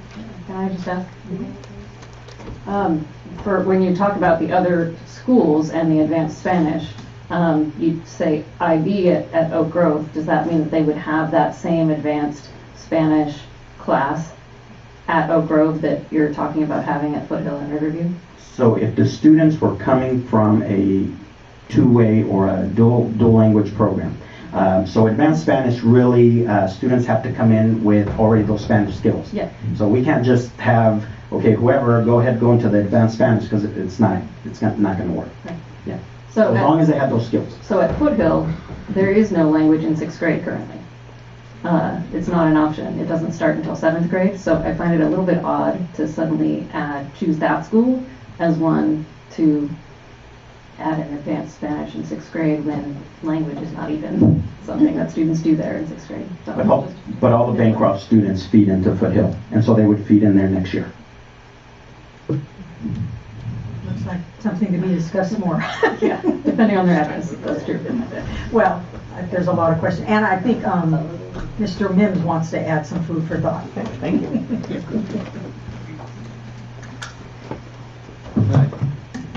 I had no intention of speaking, but I just got drawn to this conversation. First of all, you know, I want to. Yeah, I know. I think that I want to say that the presentation is put forward quite good. So I really enjoyed the presentations. You know, one of the things I didn't quite have the depth of knowledge on this report that you guys had. Is there going to be? I didn't see anything about. In terms of recruiting the students, are they going to include or have a home language survey? You know, to make sure that the language is either Spanish or English, because sometimes the home language surveys are given to the wrong people, and given to the parents and not the students, and the students may not even have the ability to speak Spanish. So we have to make sure about this recruiting deal. I enjoyed all your questions. I thought those were pertinent questions, you know. But one of the things, the reason why I put a speaker card in, because I heard something earlier by one of the staff members that talked about the older bilingual parents have something. I thought I heard something about they. I didn't get it all the way, but I thought it was somewhat. It was That's kind of a slight to the older bilingual parents. Maybe I misheard something. Is that when she was saying you're less likely to get Alzheimer's? Yes. Less What was like, that? less Don't like. take it personally. She was saying, you know multiple languages, there's something in So, your brain that. what was the exact term? Could I get that straight? Because I need.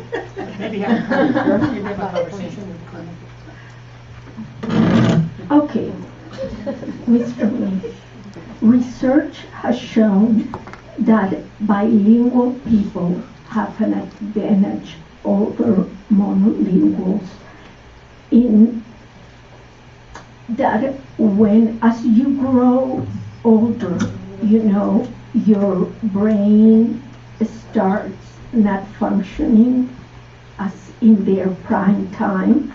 So for bilingual, and you can get dementia or you can get Alzheimer's.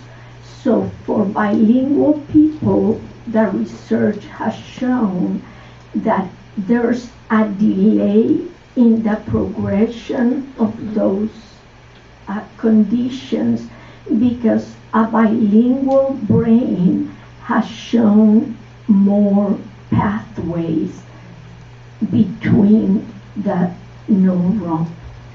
Okay, but there was no unintended or insult to monolingual people. They are my friends. Thank you. I just want to get the qualification on what I thought I heard. Okay, So, thank you. We have another report. I got a record. Come on up. Four. Me llamo Jorge Fulmore. I'm George Fulmore. So as you know, I've been involved in volunteering in English learner classrooms in schools for years, and you know, I really want to celebrate what is going on in this district because it's great. You know, you should know that most Spanish-speaking homes and the parents choose not to have their kids in bilingual programs. Now, Carmen would say if they did, we wouldn't have enough teachers, so that's her response, and it's okay. But the kids speak Spanish at home, they go to school in English, that works out too. But the opportunity to start with bilingual classes, kindergarten and up, is terrific, so that should continue. You know, I'm at Oak Grove, so I know Oak Grove does have some 6th grade stuff going on there, in addition I mentioned it. But, and that is the path. And also the numbers are way up there, of over 800 kids, I think. And more kids, even that transfer to Pleasant Hill Middle, they're heading to YV High. So there's a nice change in that stuff. So I just want to say that, you know, I've also traveled a lot in Mexico, and it's just south of the border, and it's true. I mean, 90% of Mexicans don't speak English. So if you go to Mexico, especially Mexico City, whatever, and it's very handy. And these kids that grow as bilingual people, really they're astounded. I think they go down there and they can speak with everybody. So what a skill. I think the bilingual program as it goes should go into the middle school. Now, some of the kids that don't go through bilingual obviously go to high school and they pick up the Spanish classes, and I think they can challenge. Some of them started with advanced Spanish because their Spanish is good and they need to just go for it. So I just want to, you know, Jose and Carmen and all, they've really got a good program, which I think is a great benefit to this district, and it is the future. So it's really cool that we have such a great program. And hopefully, you know, maybe we even have some political changes, say in 2020, to get back to immigration reform, DACA, and paths of citizenship, because that's so important too. But meanwhile, I think we just need to celebrate what is going on, and the excellence of these kids by the time they get high school and go on further than that is terrific. So you're producing some great bilingual kids, and I always think that the whole term English learners should be emerging bilinguals, because that's what they are, and that's really fantastic. So, bravo. Thank you. Yeah, I think sometimes we think about this as what is the budget, but actually if we think about it as a program that's a magnet, it may draw more people to our schools than away, especially in some situations where we have declining enrollment. Okay. To consider. Dr. Martinez, governor's budget. Yes, so a number of us did go to the governor's budget workshop. We're going to have Dr. Lisa Gonzalez, our Chief Business Officer, come forward and share with us some data that was related to us as a team, and we've been spending some time doing a deep dive on understanding. We wanted to share a portion of that 3-hour workshop. We won't be giving all 3 hours to you, but Lisa, the floor is yours. I think I was limited to 2.5. So board members, Superintendent Martinez, members of the Superintendent's Cabinet who are here this evening, leaders and members of our bargaining groups, employees as well as community members, I'd like to present a snapshot of what we all experienced at the Governor's Budget Workshop last week. So I want to, first of all, explain that we're going to go from really the 30,000 foot level down close to Mount Diablo, but we're not going to be able to apply a lot of this because it is still unfolding, and we certainly want to make sure that when we're sharing numbers, they're as accurate as possible. So with that said, tonight I'm going to be taking a look at sort of a little bit about the national and the California economic picture, give you a little bit of a better understanding of Prop 98 because there's some fascinating information here. Take a look at COLA and per ADA increases because that certainly will affect our budgets. A few specific programs that the governor has already talked about, for example, special education, as well as start looking at the implications for our district. So we're going to start at the very high level. UCLA is one of the most reputable groups that's out there for taking a look at what's happening across the country. And you may know that with regards to recession cycles, we were really expecting a recession about 5 years ago. And so none of these numbers are necessarily a surprise. And what they do is they take a look at the gross domestic product. They take a look at all the value of goods and services and what's going on in the economy, and they make some numbers that go along with that. And so originally what they were predicting was a decrease, if you will, a 3-to-1 decrease, and that's now been revised. And so what they're saying is they're expecting sort of a slow slide into a recession at this point. And the reason that this is important is because it's going to affect some of the other numbers that we're going to be taking a look at. So now let's take a look at where we are in California. What we're taking a look at here is sort of two different things that are going on. We know that the economy is starting to slow down, but in California it still remains relatively strong compared to the rest of the nation. So on the right side you can see that our economy is continuing to grow, our housing sales are still strong, and we are seeing very, very high employment numbers. So that's where we are right now. Now, let's take a look at Prop 98 and why it was designed in the first place. So Prop 98 was approved by the voters back in 1998. It was intended to protect public education against large fluctuations. It requires a minimum percentage of the state budget to be allocated for public education. So what this shows here is the red number that you see, or the red chart that's going up, is the national average of spending per student. And the green is where we are in California with Prop 98 applied. So really what it shows us is that Prop 98 was really intended to protect us, and if anything, it's been helping us tread water. And that's a really important point to take a look at, because when you look at these trend lines, at some point in time it may jump up and be able to protect us, but right now we are not seeing any situations where that's truly been tested. The next slide I'm going to have you look at here, it really has to do with the recommended average reserves. And the recommendation for reserves is approximately 17%. And so the most current numbers that we have from the state are from the 17-18 school year, and what we're taking a look at is the unrestricted net ending fund balance. And you can see unified school districts up there at the top, pretty close to 17%. Yet, what you'll see in all of them is that they've been starting to decline. Here's where we're going to lay Mount Diablo on top. So the top chart that you see, just replicated from the last page. And this is not in your packet because we just finished these numbers up within the last couple of days. So we will ensure that what the public sees online is actually including this slide. We wanted to double check the numbers. but we'll go all the way back to the 15-16 school year, and what you'll see is a very, very large ending fund balance. If you will, this was our savings account. And you can see how it's been dropping considerably since then. So again, if we go back to that recommendation of 17% reserves, we are down well, well below that. So in a nutshell, what this is telling us is that we have been spending all of our savings.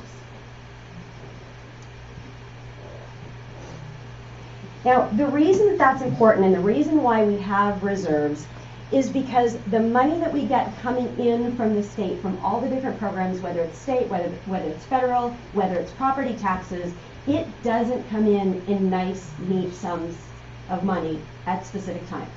So for example, if we have people, generally those costs of people are going to come up every single month in a pretty even approach.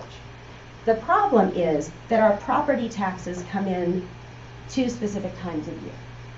And the reason that this slide is important is because we have to be very, very mindful of our reserves and try to have as much as we can in the reserves so that when we have those dips before we have our property taxes hitting, we have money in the bank, if you will, to be able to pay for or to cover our expenditures.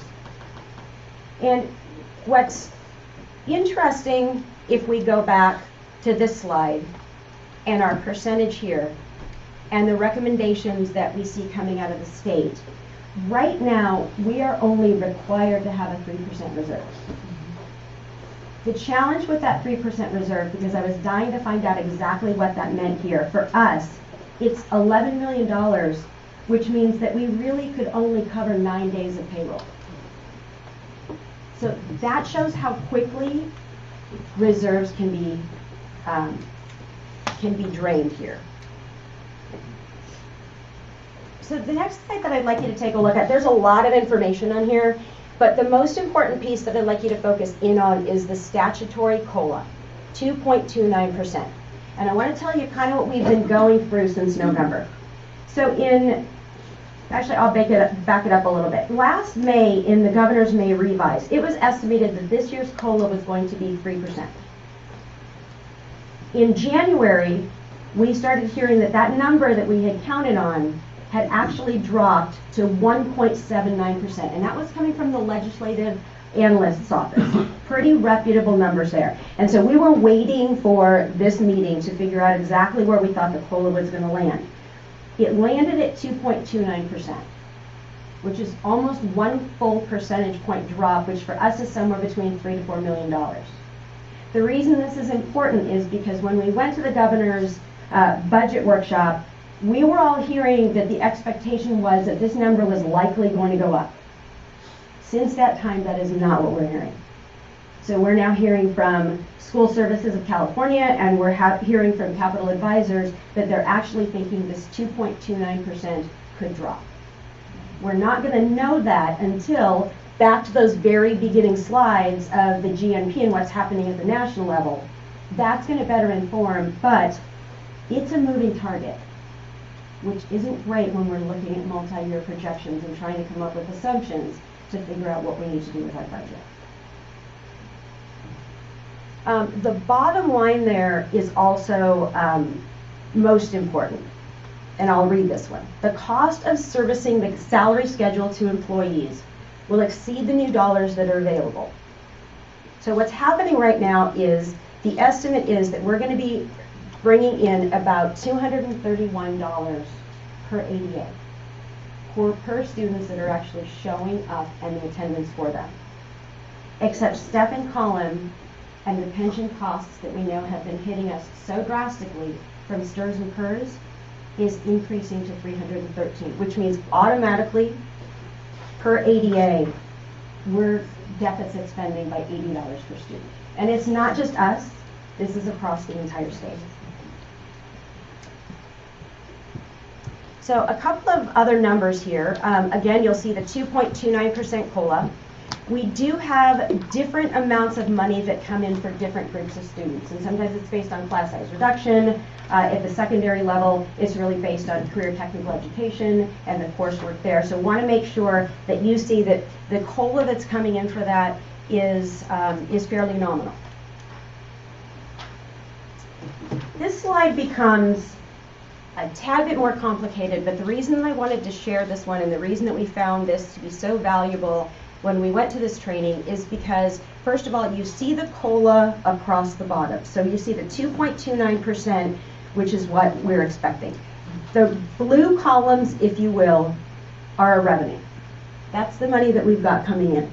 The challenge is that when you look at step and column, you look at STRS, you look at PERS, and then on top of that, you look at the fact that we've got contributions for the general fund towards special education. And what you can see fairly easily from this chart is our revenues are consistently a lot lower than our expenditures.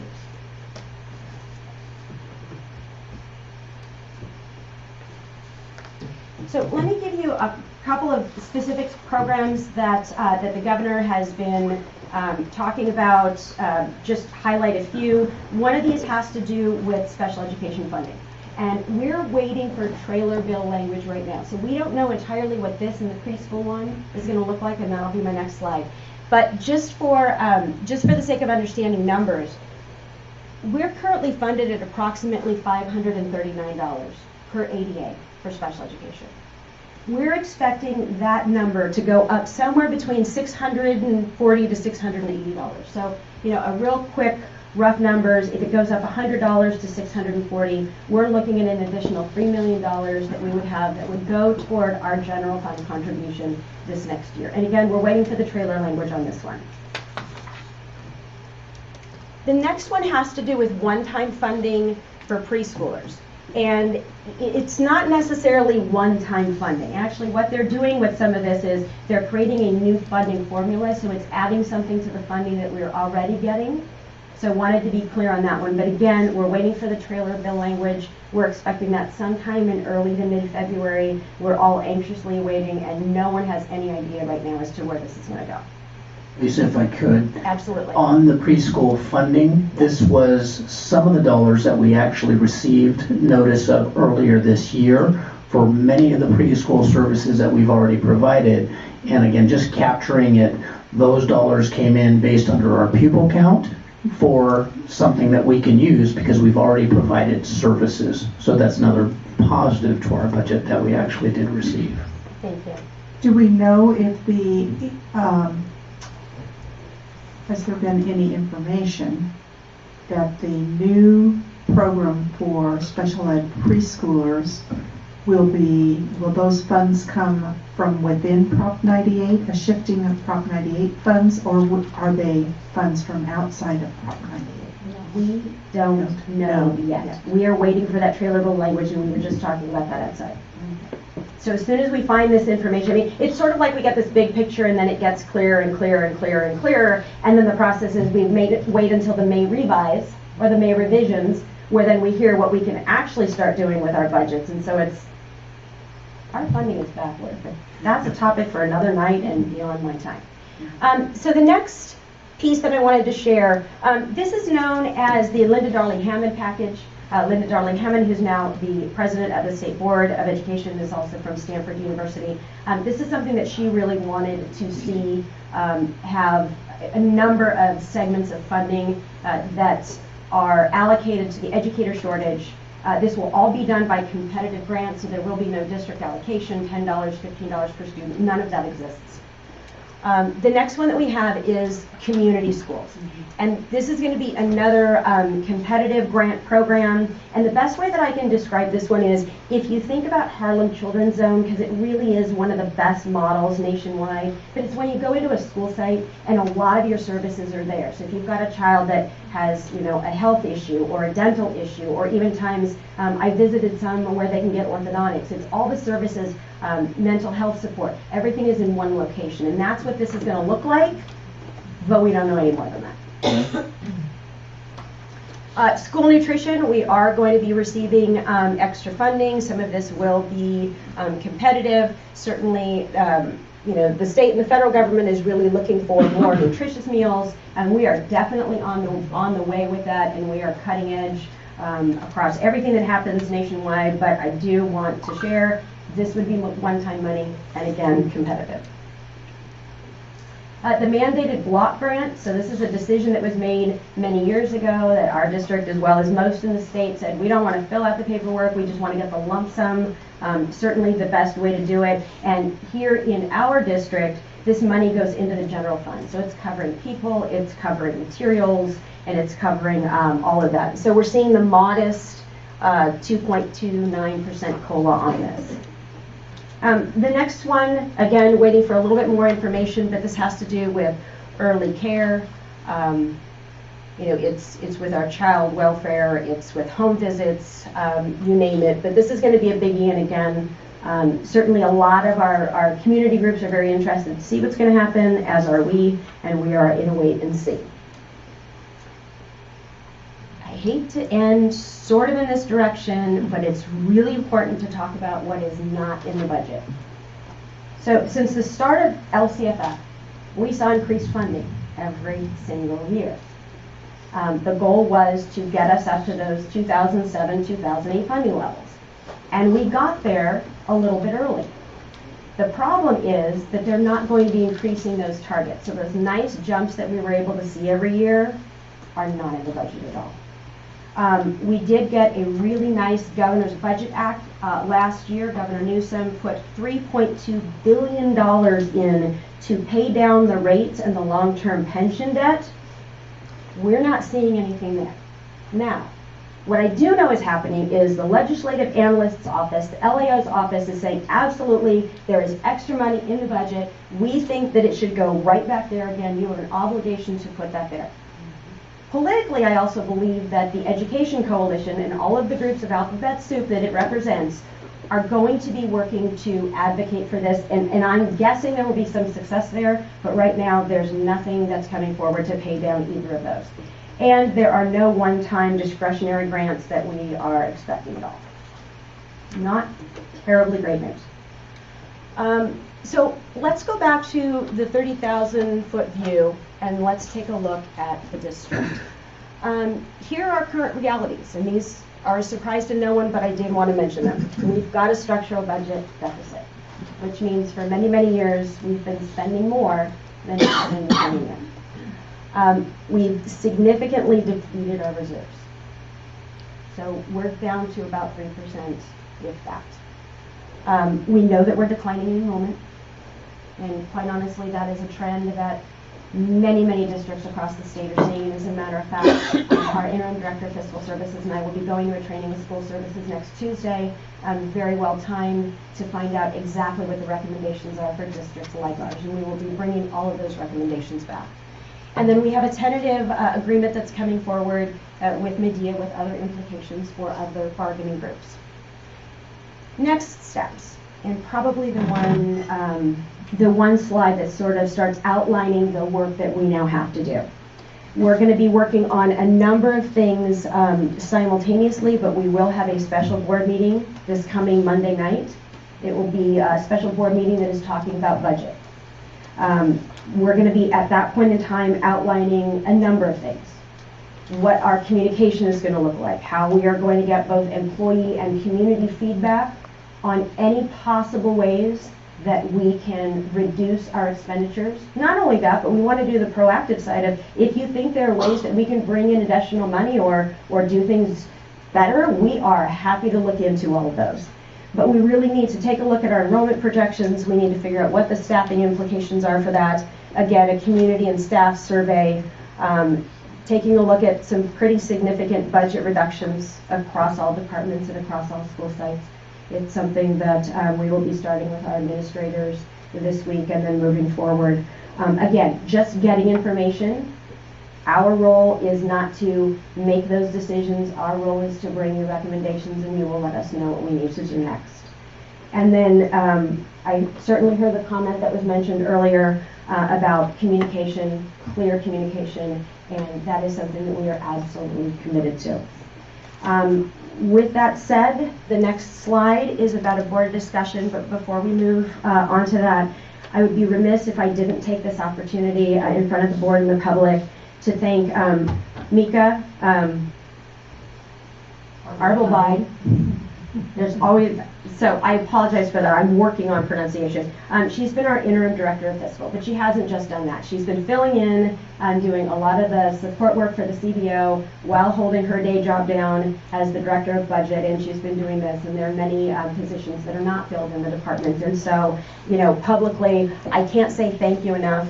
We all have your gratitude for being able to really step in and provide the support that the district has needed. So thank you very much.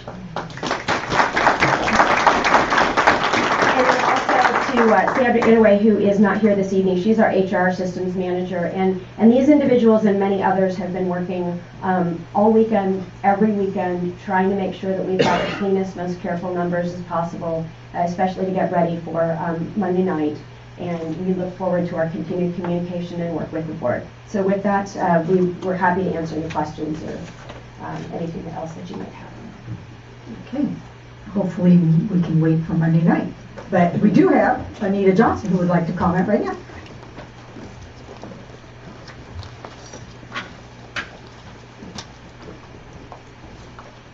Thank you.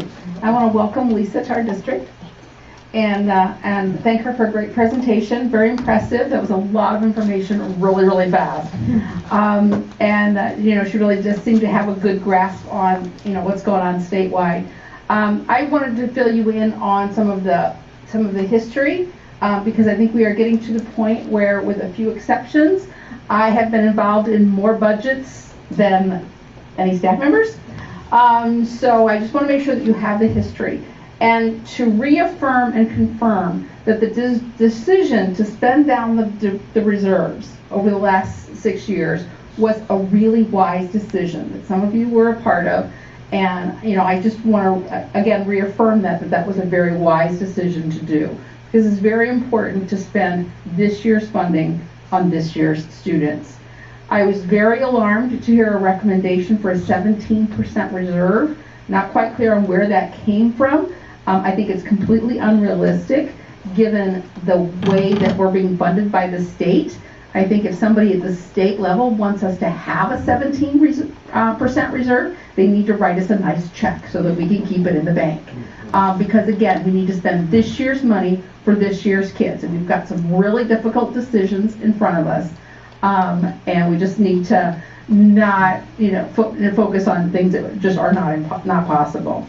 And just a minor objection to some of the language that was in the presentation. Seemed to be a little bit of blame on salary schedules and PERS, which indicates that that the district doesn't respect employees. And I know that you do. I know that you value all of your employees and know that you need to make those contributions and to pay competitive salaries to be able to meet the needs of the students. So I would just think that when we're talking about our budget, especially when we're making these difficult decisions, to make it really clear that the blame belongs with the state government for not funding our schools. Thank you for your time. I think we can thank Mr. Brown for the STRS and PERS situation. Do we have another speaker? Yeah. Come on up. I saw her walk up with one.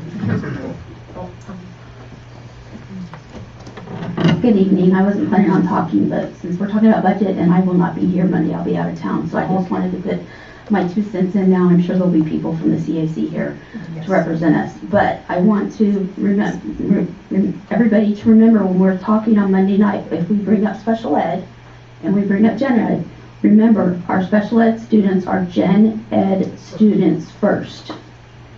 And so I want to say that money that is in the gen ed belongs with those students also, not just the gen ed students and the special ed money only with the special ed students. So I want to make that perfectly clear because there's that big question mark up there where that special ed money is. And I don't want to start another, what happened in 2008 to 2011 with special ed being pitted against gen ed. I want to be really cognizant of how we speak about our special ed students when it comes to money. It is not their fault that they cost more. It's not their fault that they have deficits.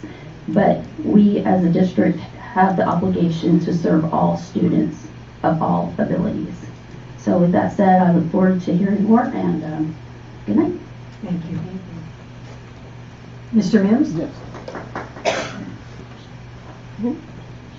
Yes, I was somewhat alarmed when I heard about the structural deficit that you're in.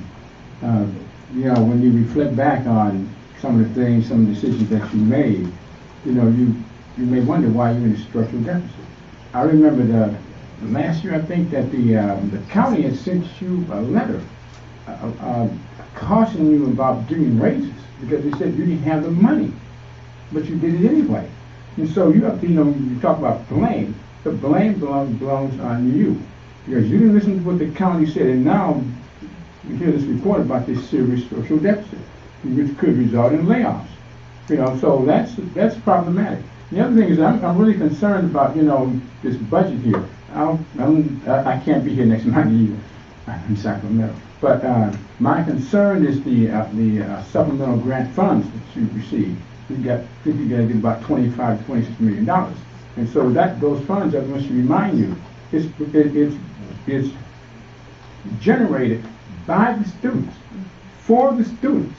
It should not be going toward salaries or anything else. The students are the prime beneficiaries of this money. Without them, that money will not be here. And so you have to understand your first fiduciary responsibility is to the children within your school district. And that's first, second, and third. So anyway, just be careful about how you mess with this supplemental grant funds. It's, you know, it's too bad I can't be here though. If I did, I would be watching you. I'll be here, Mr. Moons. Okay. And we're well aware that the buck stops right here. Thank you. Oh, yeah. I had just one quick statement, if I may. On slide 4, the slide about California Prop 98, you have it starting in 1989 and going forward and showing us, you know, below national average the whole time. There's nothing wrong with your slide, don't worry. But I just want to point out that if you go further back in time to before Prop 13, you know, in the early 70s, we were above the national average. We used to be the top 5 in the nation. So it hasn't always been this way. It doesn't have to be this way. This is a direct result of the decisions that we've made as a state over that period of time. Okay. Moving on to board reports. You want to start us off, Trustee Mayo?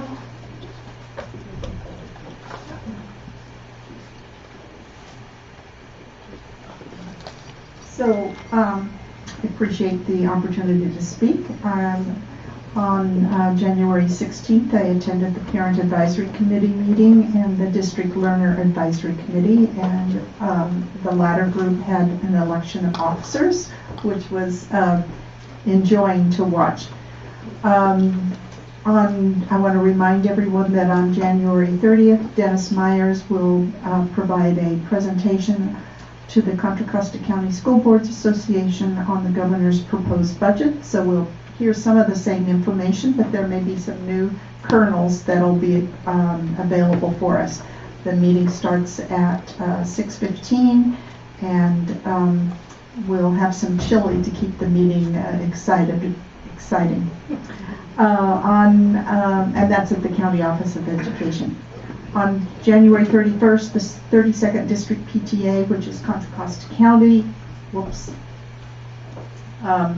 is having a gun violence prevention forum, which will be held at 9:30 to 12 at St. Andrew's Church in Pleasant Hill. There's an amazing group of speakers. There will be 2 panels in addition to the keynote speaker. So it's going to be an exciting event, and it will conclude with call to action for schools and for our community members. Then I have to do my plug for the Contra Costa Science and Engineering Fair, which will be March 13th. Currently, we have over 100 projects that have been registered by students, grades 7 through 12. The goal, ultimately, if we could achieve that, would be 250. Projects may still be submitted depending on the type of project. If students are interested, they can, or parents, they can visit the website ba-leeds.org/science-fair. I also am the judge recruiter for this event, and I typically recruit 130 judges every year for the last 9 years. And we feed you twice, and you have a great day in being able to see the potential of our future scientists and youth. I just wanted to give a shout out to one of the students, Isabel Katz, who was an 8th grader last year, placed first in mathematics in the junior Broadcom competition. That's for 7th and 8th graders in Washington, D.C., and earned $3,500 in prizes. That competition, our fair was in March, and the competition for Broadcom for the juniors concluded in November. So they have quite a few hurdles to go through to even make it to Washington, D.C., and we're very proud that she won first place in mathematics and earned some prize money too.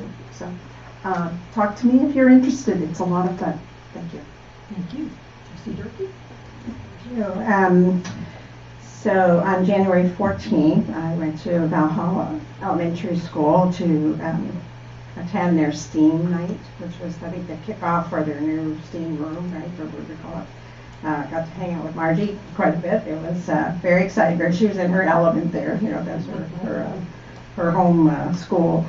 And really a lot of people, and very exciting. It was really, really fun. I think the thing I got the biggest kick out is watching the robotics club students from College Park having a conversation with these little tiny elementary students who were fascinated, you know, with what with some of the questions they came up with were hysterical, and the College Park student handled it beautifully. It was really cute. So,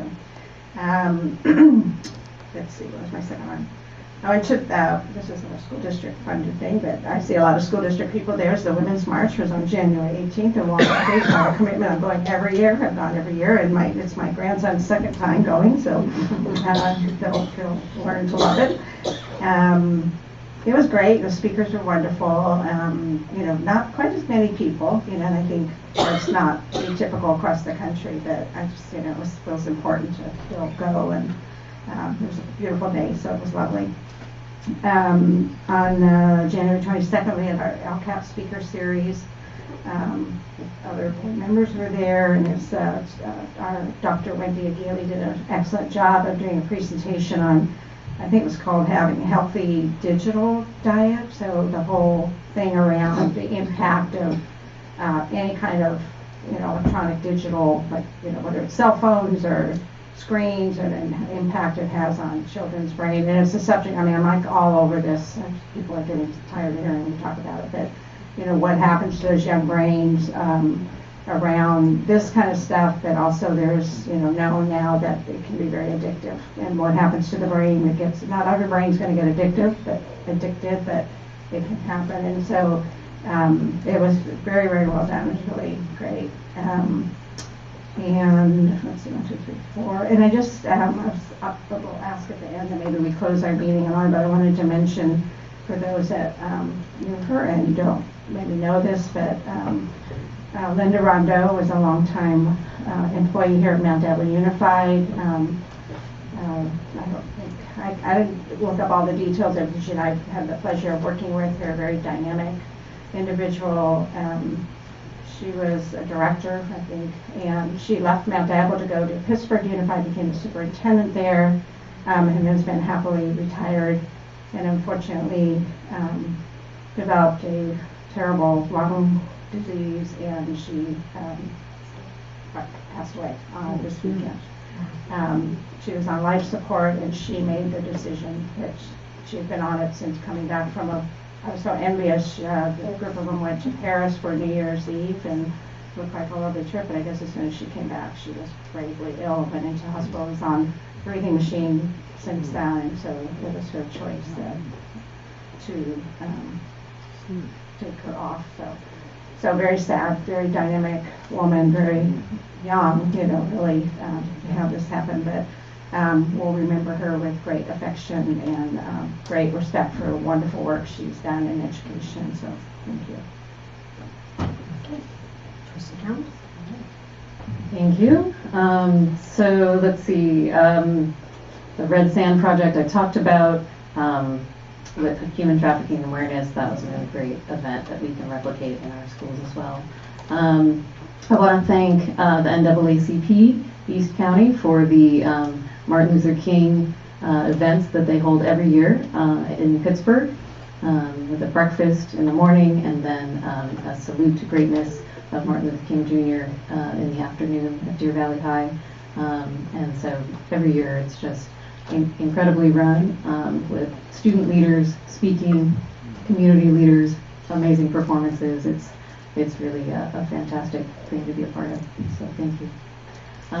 The Budget Perspectives Workshop by Capital Advisors, I went to the local one here at the county office, so we're all learning as much as we can about what's going on with the state budget. And then wanted to give a plug for a couple of things. The May 7th Academy Awards that's organized by Medea. Nominations are open. So for people who are not aware, anybody can nominate anybody for these awards. They include all different teacher awards, but also classified staff, outstanding administrator, outstanding parent volunteer, outstanding volunteer organization that helps in our schools. And then the new one is outstanding collaborating team. So if you have a small group of individuals collaborating to improve student learning, that's kind of an exciting one to discover. And then beyond nominating, there's also sponsorship opportunities for companies to help support this wonderful event. And I hope that everyone will attend. It's just a great way to hear about all of the amazing people that are doing amazing things throughout our whole district. So excited about that. Wanted to give a little bit of gratitude to teachers for voting to ratify the tentative agreement. And to community agencies like Contra Costa Human Trafficking Coalition, who work so hard to protect our students.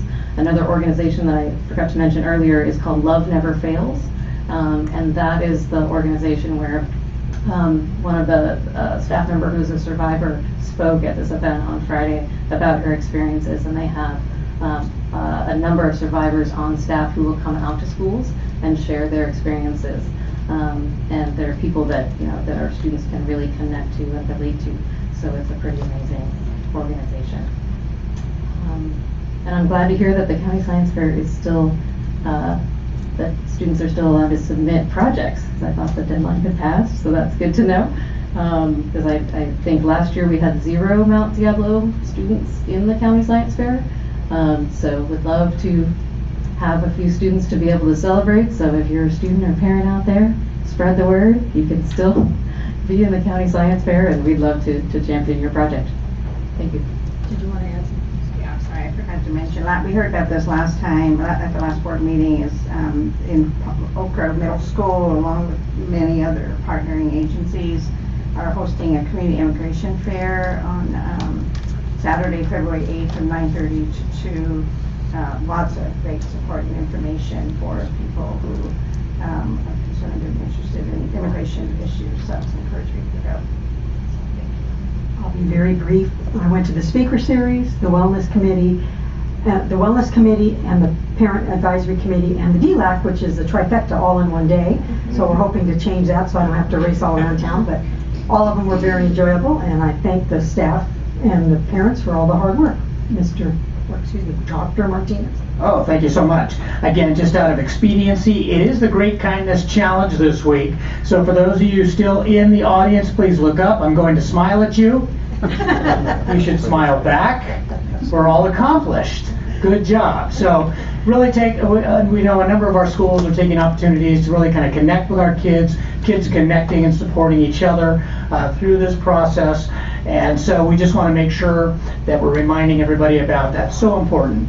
Just a couple of things. Again, our Northgate High School Jazz Band took sweepstakes at the Folsom Jazz Festival. Another great thing that's happening. Our schools are preparing already for graduation. Announcements and caps and gowns and all the final kind of preparations.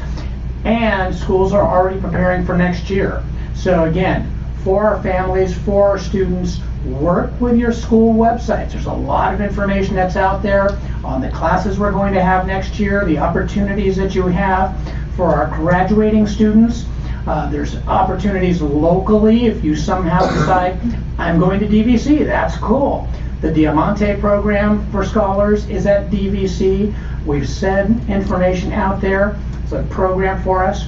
We do have visits from our historical black colleges and universities on February 5th at Mount Diablo High School. And in fact, our YV students, check with your counselors, because there's a bus that will take you from one school to this school during the day. And so they're really making the efforts to get our students connected to see opportunities out there. I think it's important to mention again some of those good things. Silverwood Elementary School has been recognized as a California Distinguished School. We are sending a couple of people down to Anaheim to receive that award, really from the school. And I do have to call out thanks to our county superintendent, Lynn Mackey. She sent a little bit of funds to help us register 2 individuals to get them there, so that's a very positive thing. We do have February 22nd. It's really a professional development for our teachers. So teachers, if you've not signed up for the Marathon Symposium, it is coordinated through, again, Mount Diablo Unified School District for our teachers. Other teachers come to this, so we want our teachers to be there. It's also associated with East Bay Q, computer using educators, and so it's really an opportunity for our teachers to come together to participate on this day. The last thing I will mention is that we've heard a little bit, again, February 3rd. We believe the time's going to be 4 o'clock on a special board meeting. Quite frankly, again, we've heard some data tonight. We're preparing, and we want to make sure that our overall budget data is spot on. We're going to work deeply to understand the changes and parameters. Lisa covered a lot of them on our governor's budget, but we need to really understand the details about what we anticipate is going to happen from the governor's side. Overall, we know that our budget really impacts students first. Our students first. So everything we do has to be aligned to meeting their needs, and with embedding our equity piece as well in that work, so that we're focusing on every one of our students within our communities. We want to be as transparent as we can with really helping our public understand this is not just something that's happened to us overnight. It is a process of us working as a governance team, as Lisa said, us working as an administrative team to provide our board and the public with the information about how our district is going to meet the needs of the future students and our students we have now as well. So this will be a good opportunity for the board to hear a lot of information, and again, for the public to weigh in as we start to sift through all the different pieces of the data for our budget implications. And with that, I think I've covered everything I need to cover right now. Thank you. All righty. Mr. Scheibel, you want to speak on the superintendent's report? If that's okay, I missed public comment, so it's a more general public comment, but it does have to do with Dr. Martinez, and so. We'll let you slide.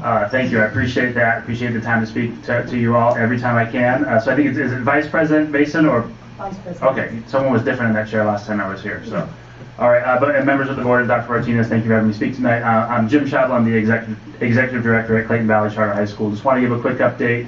I know we're trying to work with you all on the facility item. We did get word today, and I'm not sure if Mr. Ye passed it along, because I think the correspondence goes through him, but the court did allow a 60-day extension from the filing deadline. I know once those filing deadlines hit, a lot of money is incurred for your outside legal counsel.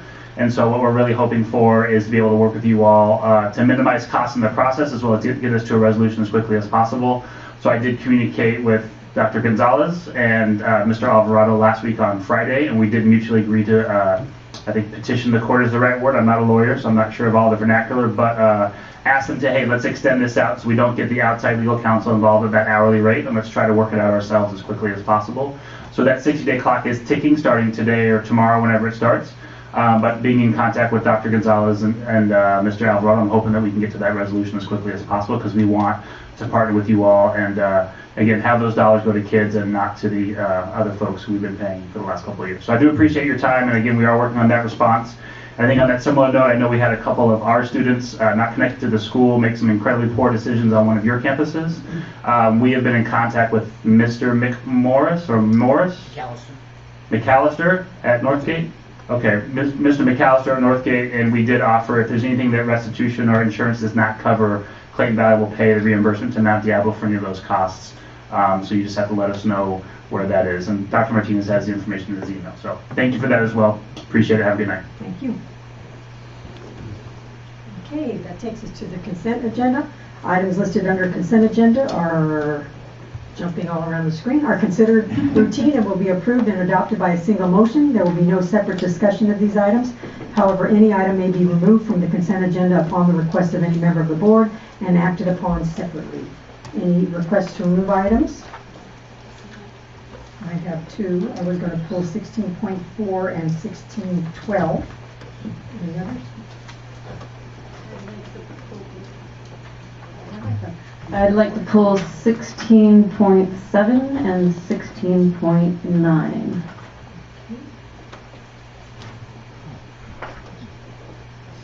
What one were you pulling?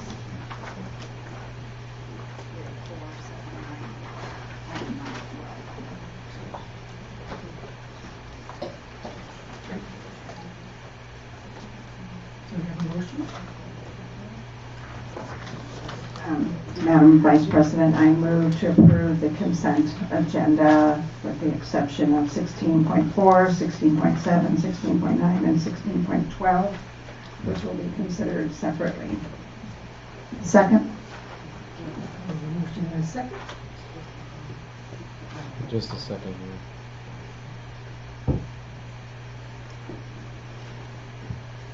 Good.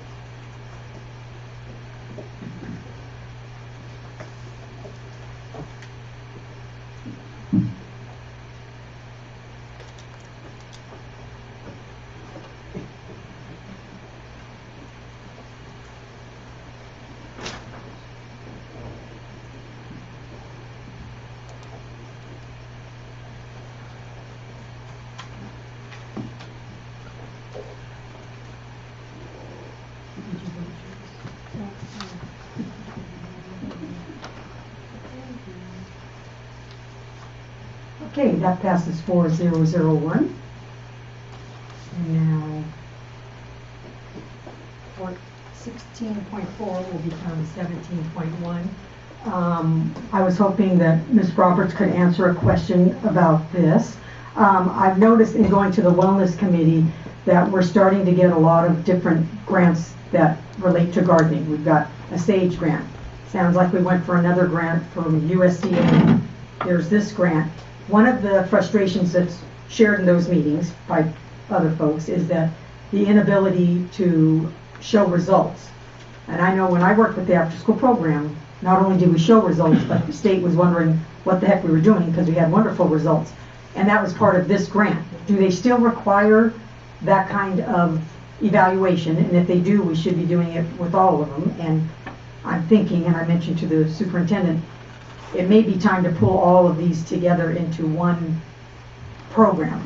And it may sit with Mr. Machi because it's with the wellness, but we're looking at wanting to get those produce from the garden into the cafeteria. So I just wanted to know if they still require that evaluation and how we could pull the others in. So they do require some evaluation, not as intensive as what we've been experienced with the California Nutrition Network. Right. But yeah, how many activities we've done, the surveys, the feedback, not as many of the detailed activities. So this is an annual grant.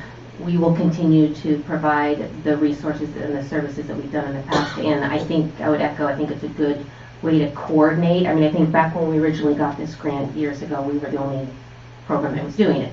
Now, with the focus on nutrition education, physical activity, gardening, there are a few other pieces, and knock on wood, if we get the Farm to School grant, that'll be one addition. So, and I mean, I think we're really fortunate to have Dominic Machi in that role, who really gets the bigger picture. So We are happy to coordinate the multiple efforts, and we've got some key people in the district that really value the work that's happening. I just know those surveys were fairly simple, but they showed increase in consumption, increase in knowledge, self-efficacy, which is what funders want to see, Right. so. So we can get you what you need. That is detailed as what we've been experiencing, but at least some pre-post stuff. Thank you. With that, I'd make a motion that we approve 17.1. Second.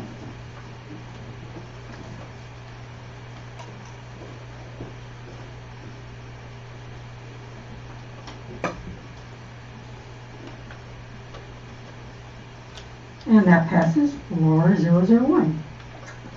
And then 17.2, Ms. Count? Okay, so this is we're approving all Mount Diablo Unified School District Schools single plan for student achievement. This is more a comment than a question, really. I just want to say thank you to all the staff and community members who are part of creating those plans. I know sometimes it feels like it's just, a bunch of paperwork and we have to get these signatures.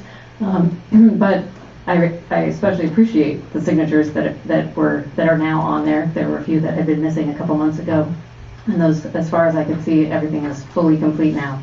And the reason I appreciate that so much is because that is really the proof that community was involved in these plans, right? Because we need to have parents, we need to have English learners, we need to have teachers input on those school plans. And that's really where, so many of our budget decisions are made. That's where our LCFF supplemental dollars are.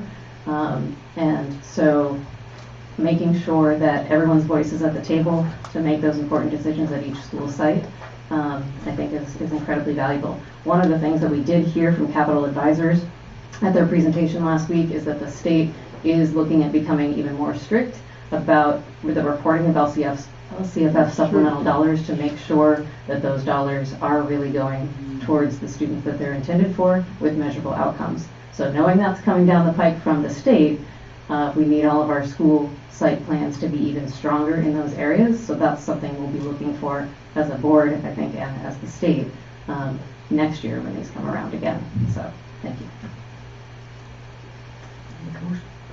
All right, and with that, I move to approve Mount Diablo Unified School District single plans for student achievement.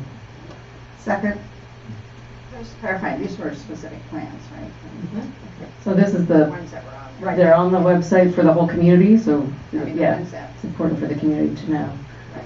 I mean, there Not- were the specific ones that were. Specific My ones are understanding is samples, that- but we're approving all of Right, them. right.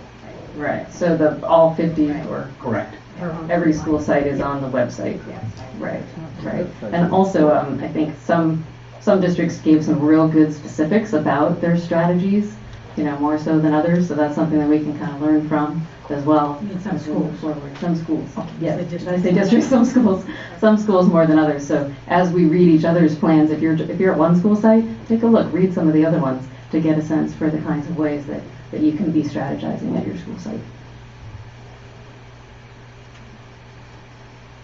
And that passes 4001. The next one was yours as well, review Yes. contracts. Okay, so just a quick question. The review and potential approval of contract with Contra Costa County Office of Education for Internet Service. I think as a new school board member, I wasn't sure if this was new or just a renewal of something we've done before. But from what I'm reading, it looks like a really great opportunity to be working with our county office. Yes. There's just one small question that you might have an answer to, which is there seemed to be a section where we could opt for the firewall option or not, and I couldn't quite tell whether we had. Yes, this is a renewal. Just peaked over that 25,000 for a number of years, so long time.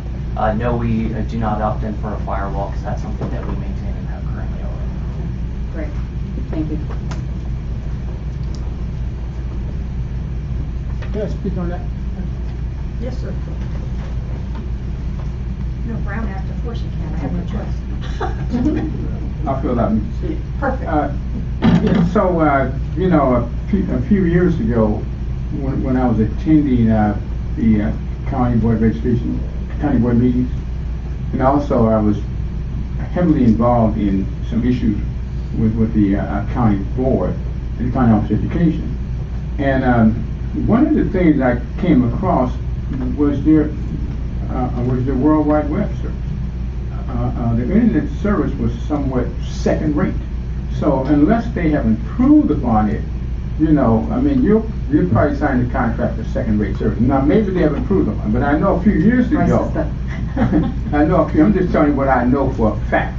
I know a few years ago, their internet service, especially out there in Brentwood, the Brentwood site was poor, so, thank you. I don't know, I mean, I'm just giving you some heads up in case you don't know.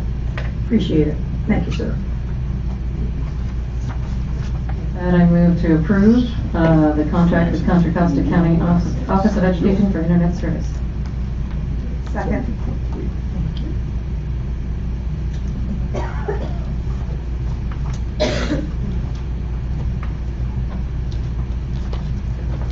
And that passes 4001.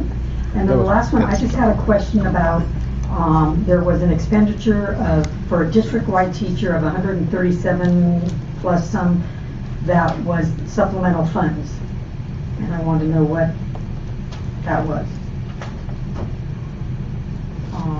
It was, you're looking for 1612, I believe.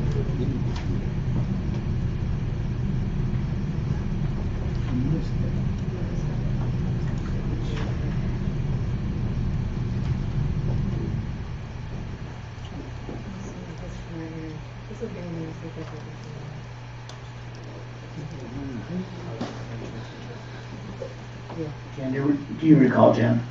It's the second to the last on the first page. Second from the... Well, from the bottom. Rio Vista Elementary?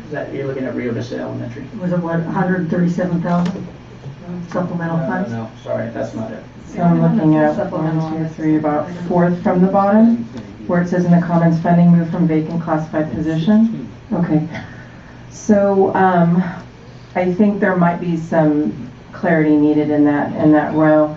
At one point through the equity department, we had 2 behavior management positions. We had one individual that ended up moving out of the area, and then we had a second individual, unfortunately, that passed. So we have hired one behavior management specialist back.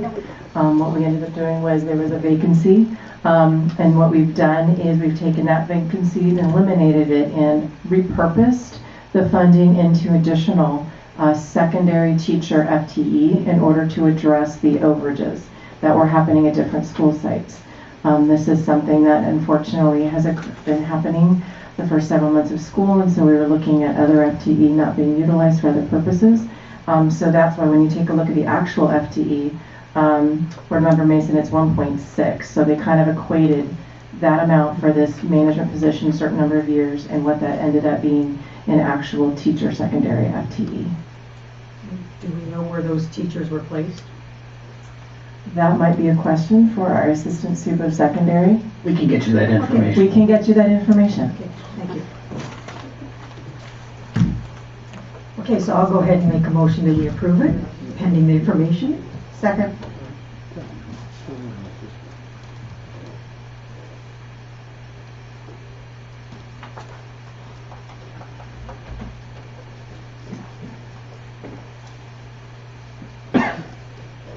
Okay, that passes 4001.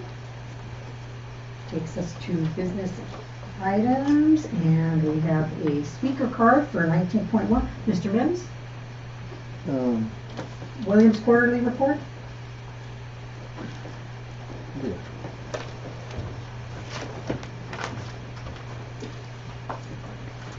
First of all, like I always tell you, that I find it difficult to see that there's only a few, or maybe 1 or 2 violations that were reported from such a large school district. The other thing is that, you are somewhat post-dating this report. Today is the 27th, the report is for January 31st. So what if you get some complaints tomorrow or the next day? So the issue is, if you're going to do a report for January 31st. So you should approve it after January 31st instead of before.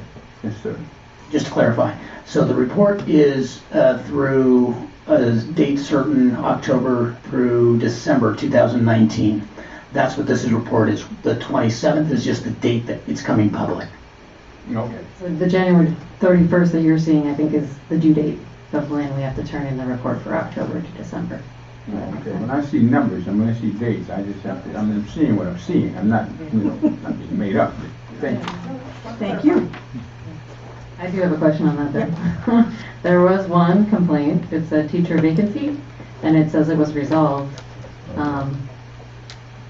Probably use that money I was just talking about. Do we know where that vacancy was? So yes, this actual Williams complaint was submitted the very, very early part of October, where we were still trying to get a handle on where the students actually ended up. And it was a parent that had some concerns about her child not having an actual Spanish teacher at Mount Diablo High School. So what happened there, and the Spanish, credentials is actually one of those ones that's a hard to fill area now. And so what ended up happening was there was some shuffling of FTE, shuffling of students, so that student was moved into a class with a full-fledged credentialed Spanish teacher. Thank you. Entertain a motion. Madam President, I would move that the board ratify the Williams Quarterly Summary Report for January 31st, 2020. Thank you. Second.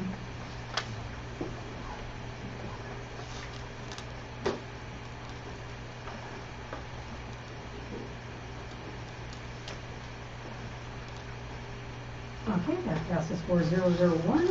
Takes us to 19.2. Mr. Mims, Yeah, can I get a short summary on this staff report? you want to hear from us first? Yes. Okay. Consider adoption of CSBA recommended revision of board policies. You want to tell them what we're doing, Dr. Sure, Martinez? just summarizing, these are several board policies that have been modified or changed through the California School Board Association. As they've come into district staff has looked and made the modifications based on the revisions that we have that are recommended to us. These came as, I believe, information last board, were they not information last board meeting? Information this meeting. Thank you. And so, again, there's several board meetings or several board policies where we're going through a process to ensure that all of our board policies are up to date and that our up-to-date policies could be found on Gamut online, where we have access to the public who can go see our board policies. So these three are just essential, we believe, in the workflow of what we're moving forward on philosophy, goals, objectives. Our single site plans would be another one, and really including the local control accountability plans. So we're up to date. Want to speak now? Oh, yeah.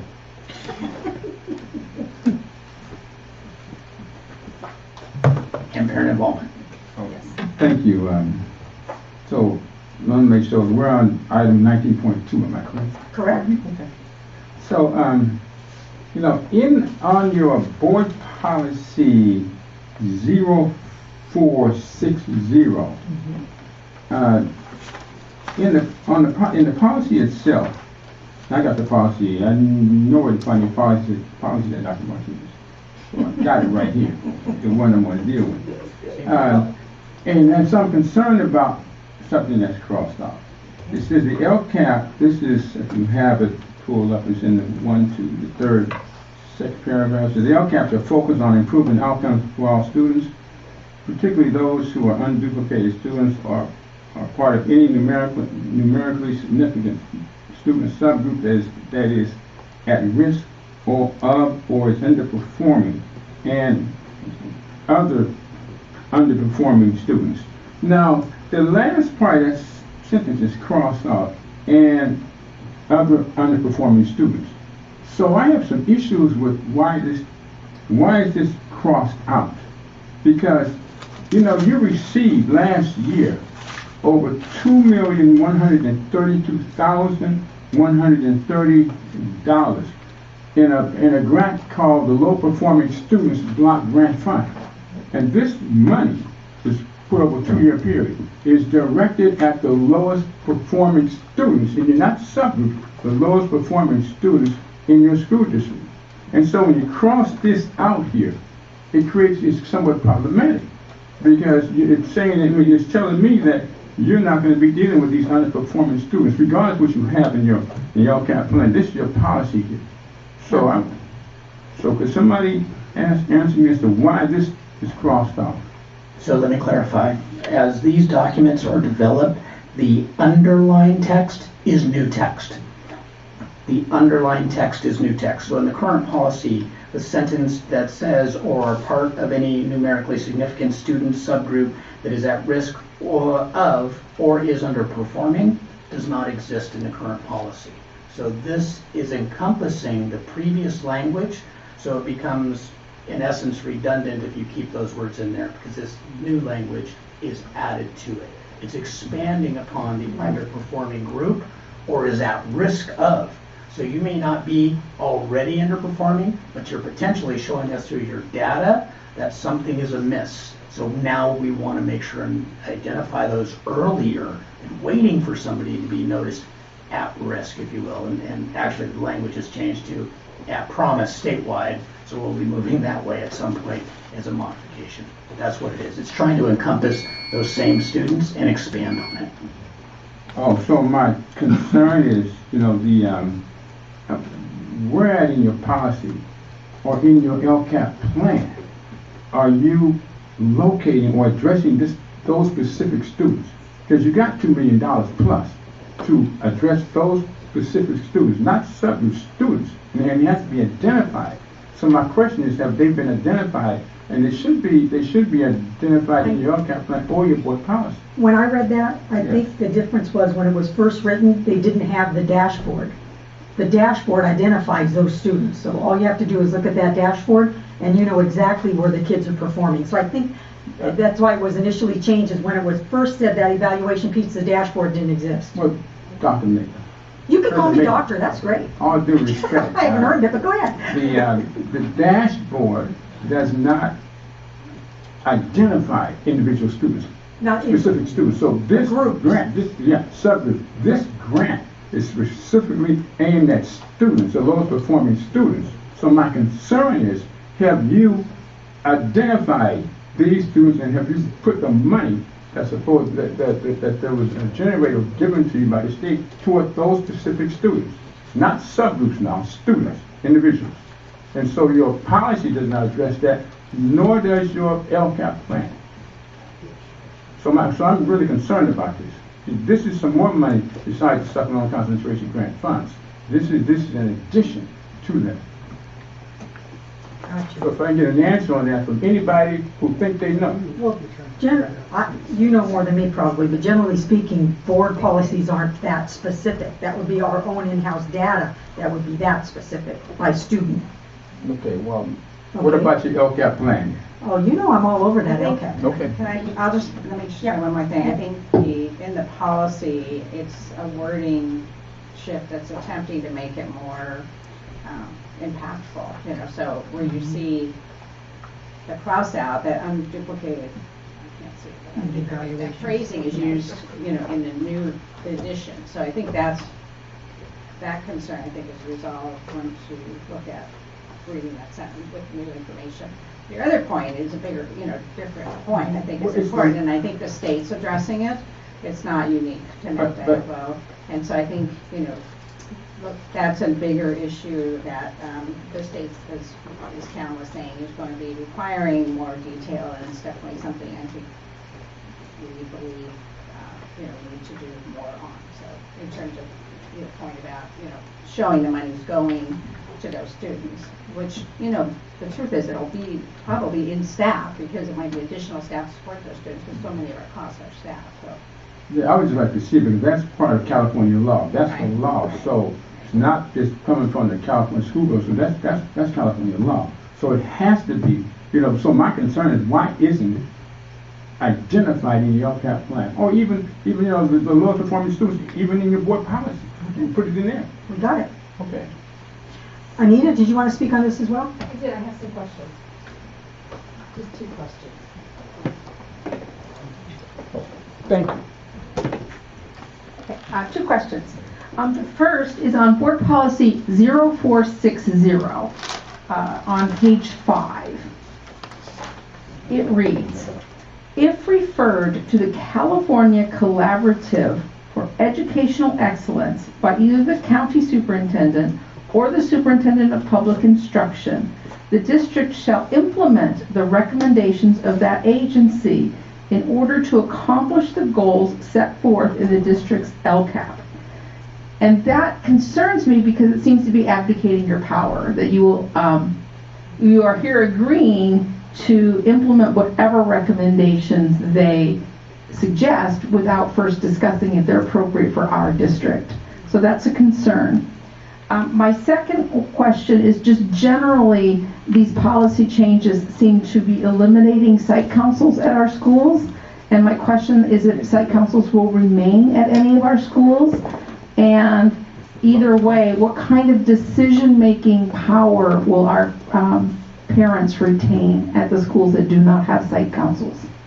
What school don't have site council? So, for Anita's, for Ms. Johnson's first question, immediately following that paragraph is a new underlined ed code reference. So we need to research to find out if we are referred to the, I have to go back. Perhaps ed code has taken the power away from us. Yes, okay. yeah. That would be And good so to know. that would be my first question is, you know, what, if we were to change this so that we kept the power, would we be in error? Both good points so that we can look into. Absolutely. And that's why we bring you for information first. Okay. Can somebody get back to me about site councils and how that's going to work going forward? Yeah, we'll get back. Yeah, I think that's going to be important. That was information. Okay, 19.3, review and potential approval of the Carl Moore Program Bus Grant and PG&E Electrical Vehicle Fleet Electrification Program. Dr. Martinez.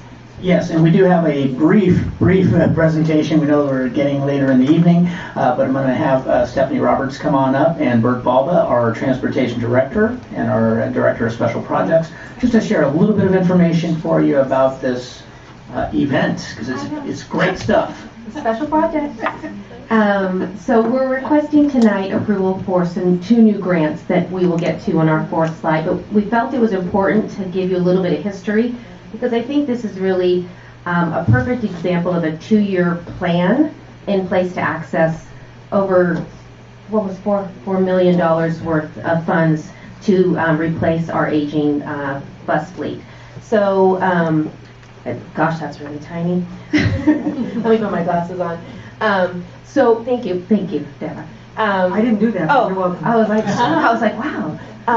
So what we first started was back in 2018. Thanks, guys. You approved a resolution to have us access some local, state, and federal dollars. And then our first step was applying for the DARA grant, and that ended up funding 4 new electronic vehicle buses. I know I'm using all new, just like once again, I'm learning new things. And then Bert, our Director of Transportation, is going to give you a little bit of history about what buses we have, and then we'll talk lastly about the funds we're going to get. Good evening, everyone.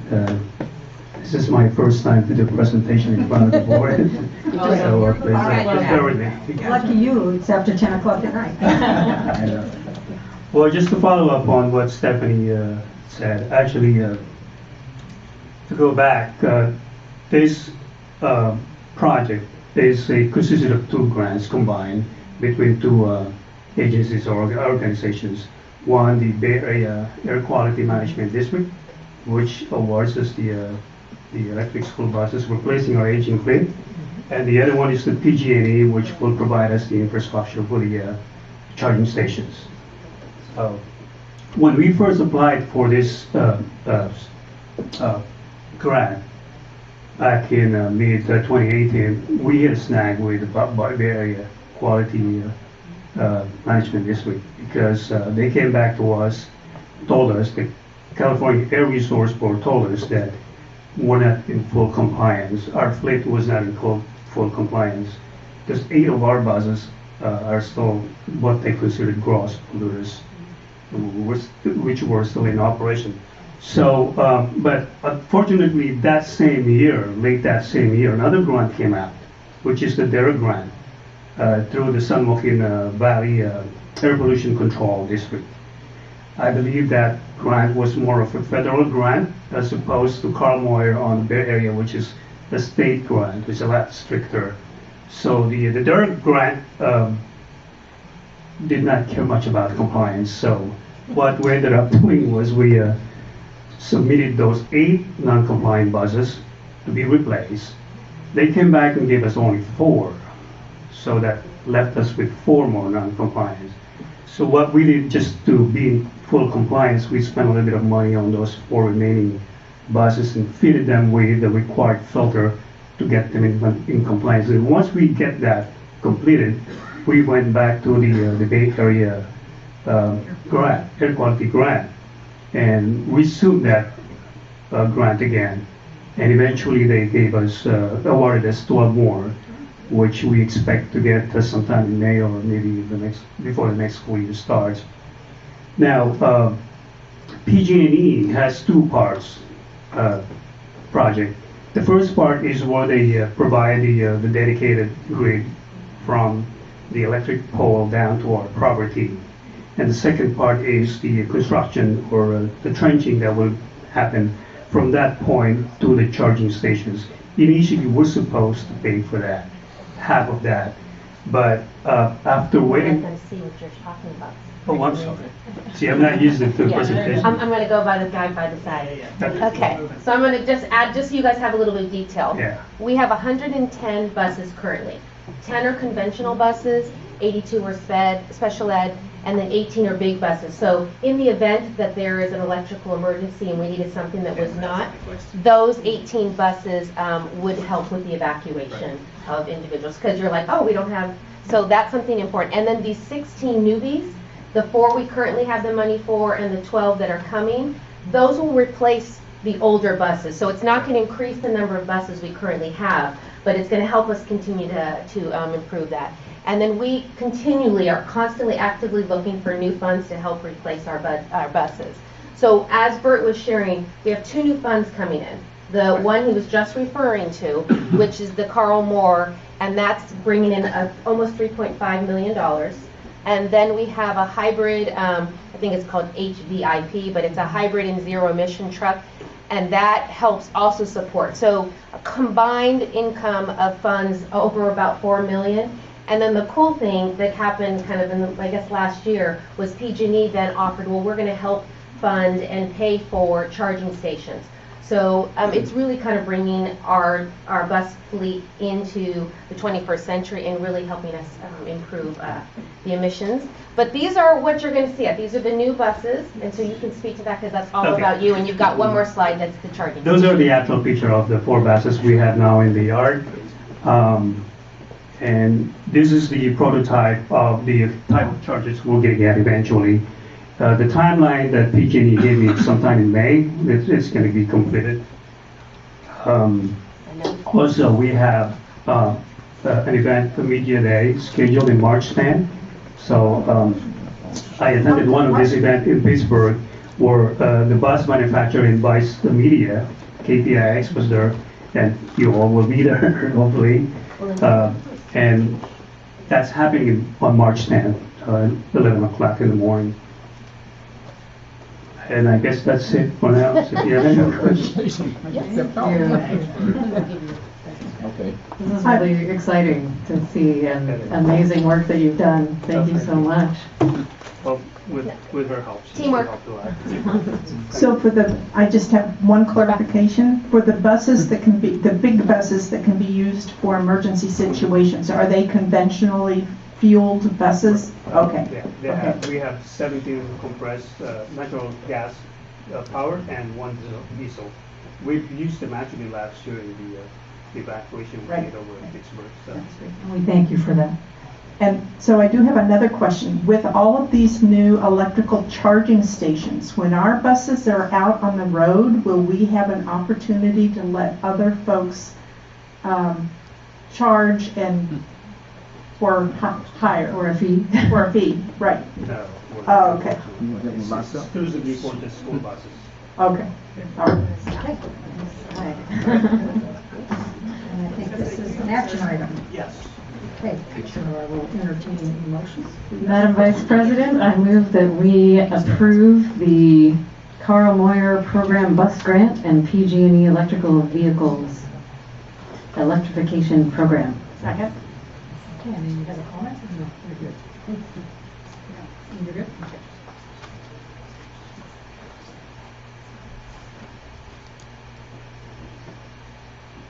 Okay, and that passes for 001. And then we have 19.4, review and potential approval of 43-month lease contract addendum with McGrath Corporation, DBA Mobile Modular Management Corporation for the lease of 2 classroom buildings at Bancroft Elementary School. Madam President, Oh, yeah. I move approval of, It's for, yeah, go ahead. this lease. Second. I'm not gonna wait, I'll approve that.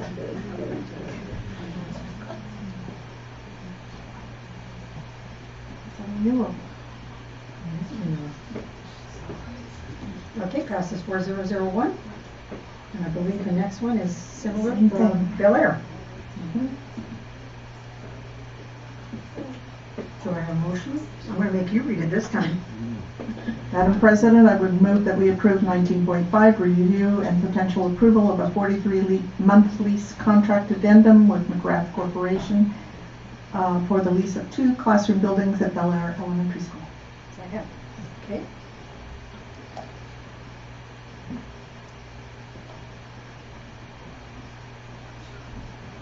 That passes 4001. Review for information, review of the 2020-2021 draft school calendar. Dr. Martinez, anything you want to share? Nothing in depth. It is really just the opportunity to see the first drafts and to advise the board that the calendar committee, in essence, has had a couple of meetings taking a look at this, looking at full considerations for impacts. When we look at calendars, it's always kind of a push me, pull me kind of design, because you're trying to make sure that we're meeting the educational needs of our students, and yet there's a lot of design to kind of start early or not get kids out early, and really make sure that we have some thoughtfulness in our semesters for the high schools primarily, so that we have moved to a process of having the semester end before the winter recess, so students don't have to work all through winter recess and then return for finals. So that's been the design of late, and so the committee will continue to work. We wanted to bring it for some input. Again, if you did have some ideas, I know Board Member Lawrence had shared with me that he'd love a Monday start instead of a Thursday start. So that was one piece of information. If there's other information, we want to get that to the calendar committee. I did email this question, but I don't know if you have a chance to see it. So I noticed that on both options, go down the lower middle column, we add up all the days. So we add up the days for the quarters, quarter 1, 2, 3, 4. Somebody should check my math, but on option B, the quarter day total doesn't add up to 180.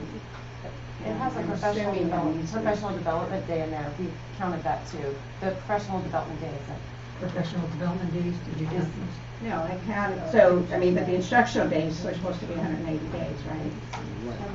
So I did, first of all, the number's not on here, so really the first thing I noticed, there's no, like in the current year, there's a total, for each of the categories. So there's quarters, semesters, trimesters, and they all add up to 180. For some reason, on both these options for next year, there's no total. And so, I just was looking at them and I added them myself. And again, I maybe made a mistake, but I did it a few times.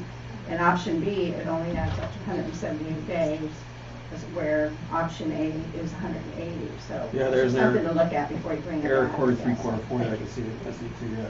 Thank you. We'll make sure the team is looking at that, adding some numbers. My only comment was I appreciated having all the notes from the meeting so we could kind of see the thought process. And Mondays are always a hard day to start school. I appreciate Mr. Lawrence's opinion. I think one thing that I've heard, and I don't know what everyone else is hearing, but from parents is that, wanting to start as late as possible while still meeting that goal of completing finals by December. So I was looking at West Contra. It looked like their first day of school is August 17th. So I'm wondering, are they accomplishing that still, having finals by the end of December while starting on the 17th? And in that case, it would potentially meet Mr. Lawrence's goal as well. So if possible, could we come back with a draft that has a later start date than the 13th? Again, good information. Part of, I think, the design is that, so again, you have to look at what else changes when you move one day. So sometimes the entire Thanksgiving recess, where right now we don't have classes that week, some districts continue to have class Monday, Tuesday, even Wednesday. So again, there's that trade-off. But again, we'll take that consideration. I think looking at it was nice to see the other calendars, but they don't provide the, like, I don't know that it said when their semester ends, so you don't have that kind of detail. So having gone through this change, I don't think it can start early. I mean, I think that's why we have what we have, because that was a big issue, and clearly wanted it to end before holidays. Okay. 19.7, review and potential approval of classified salary schedule. Dr. Martinez? So simply put, these schedules, they should have been changed prior to the beginning of 2017 because it's in response to the minimum wage. So we're trying to make sure that all of our employees are paid at least the minimum wage, specifically some of our lower paid individuals. So we want to make sure and have these on file. Madam Vice President, I move we approve the classified salary schedule with adjustments to reflect the new minimum wage increase. Second.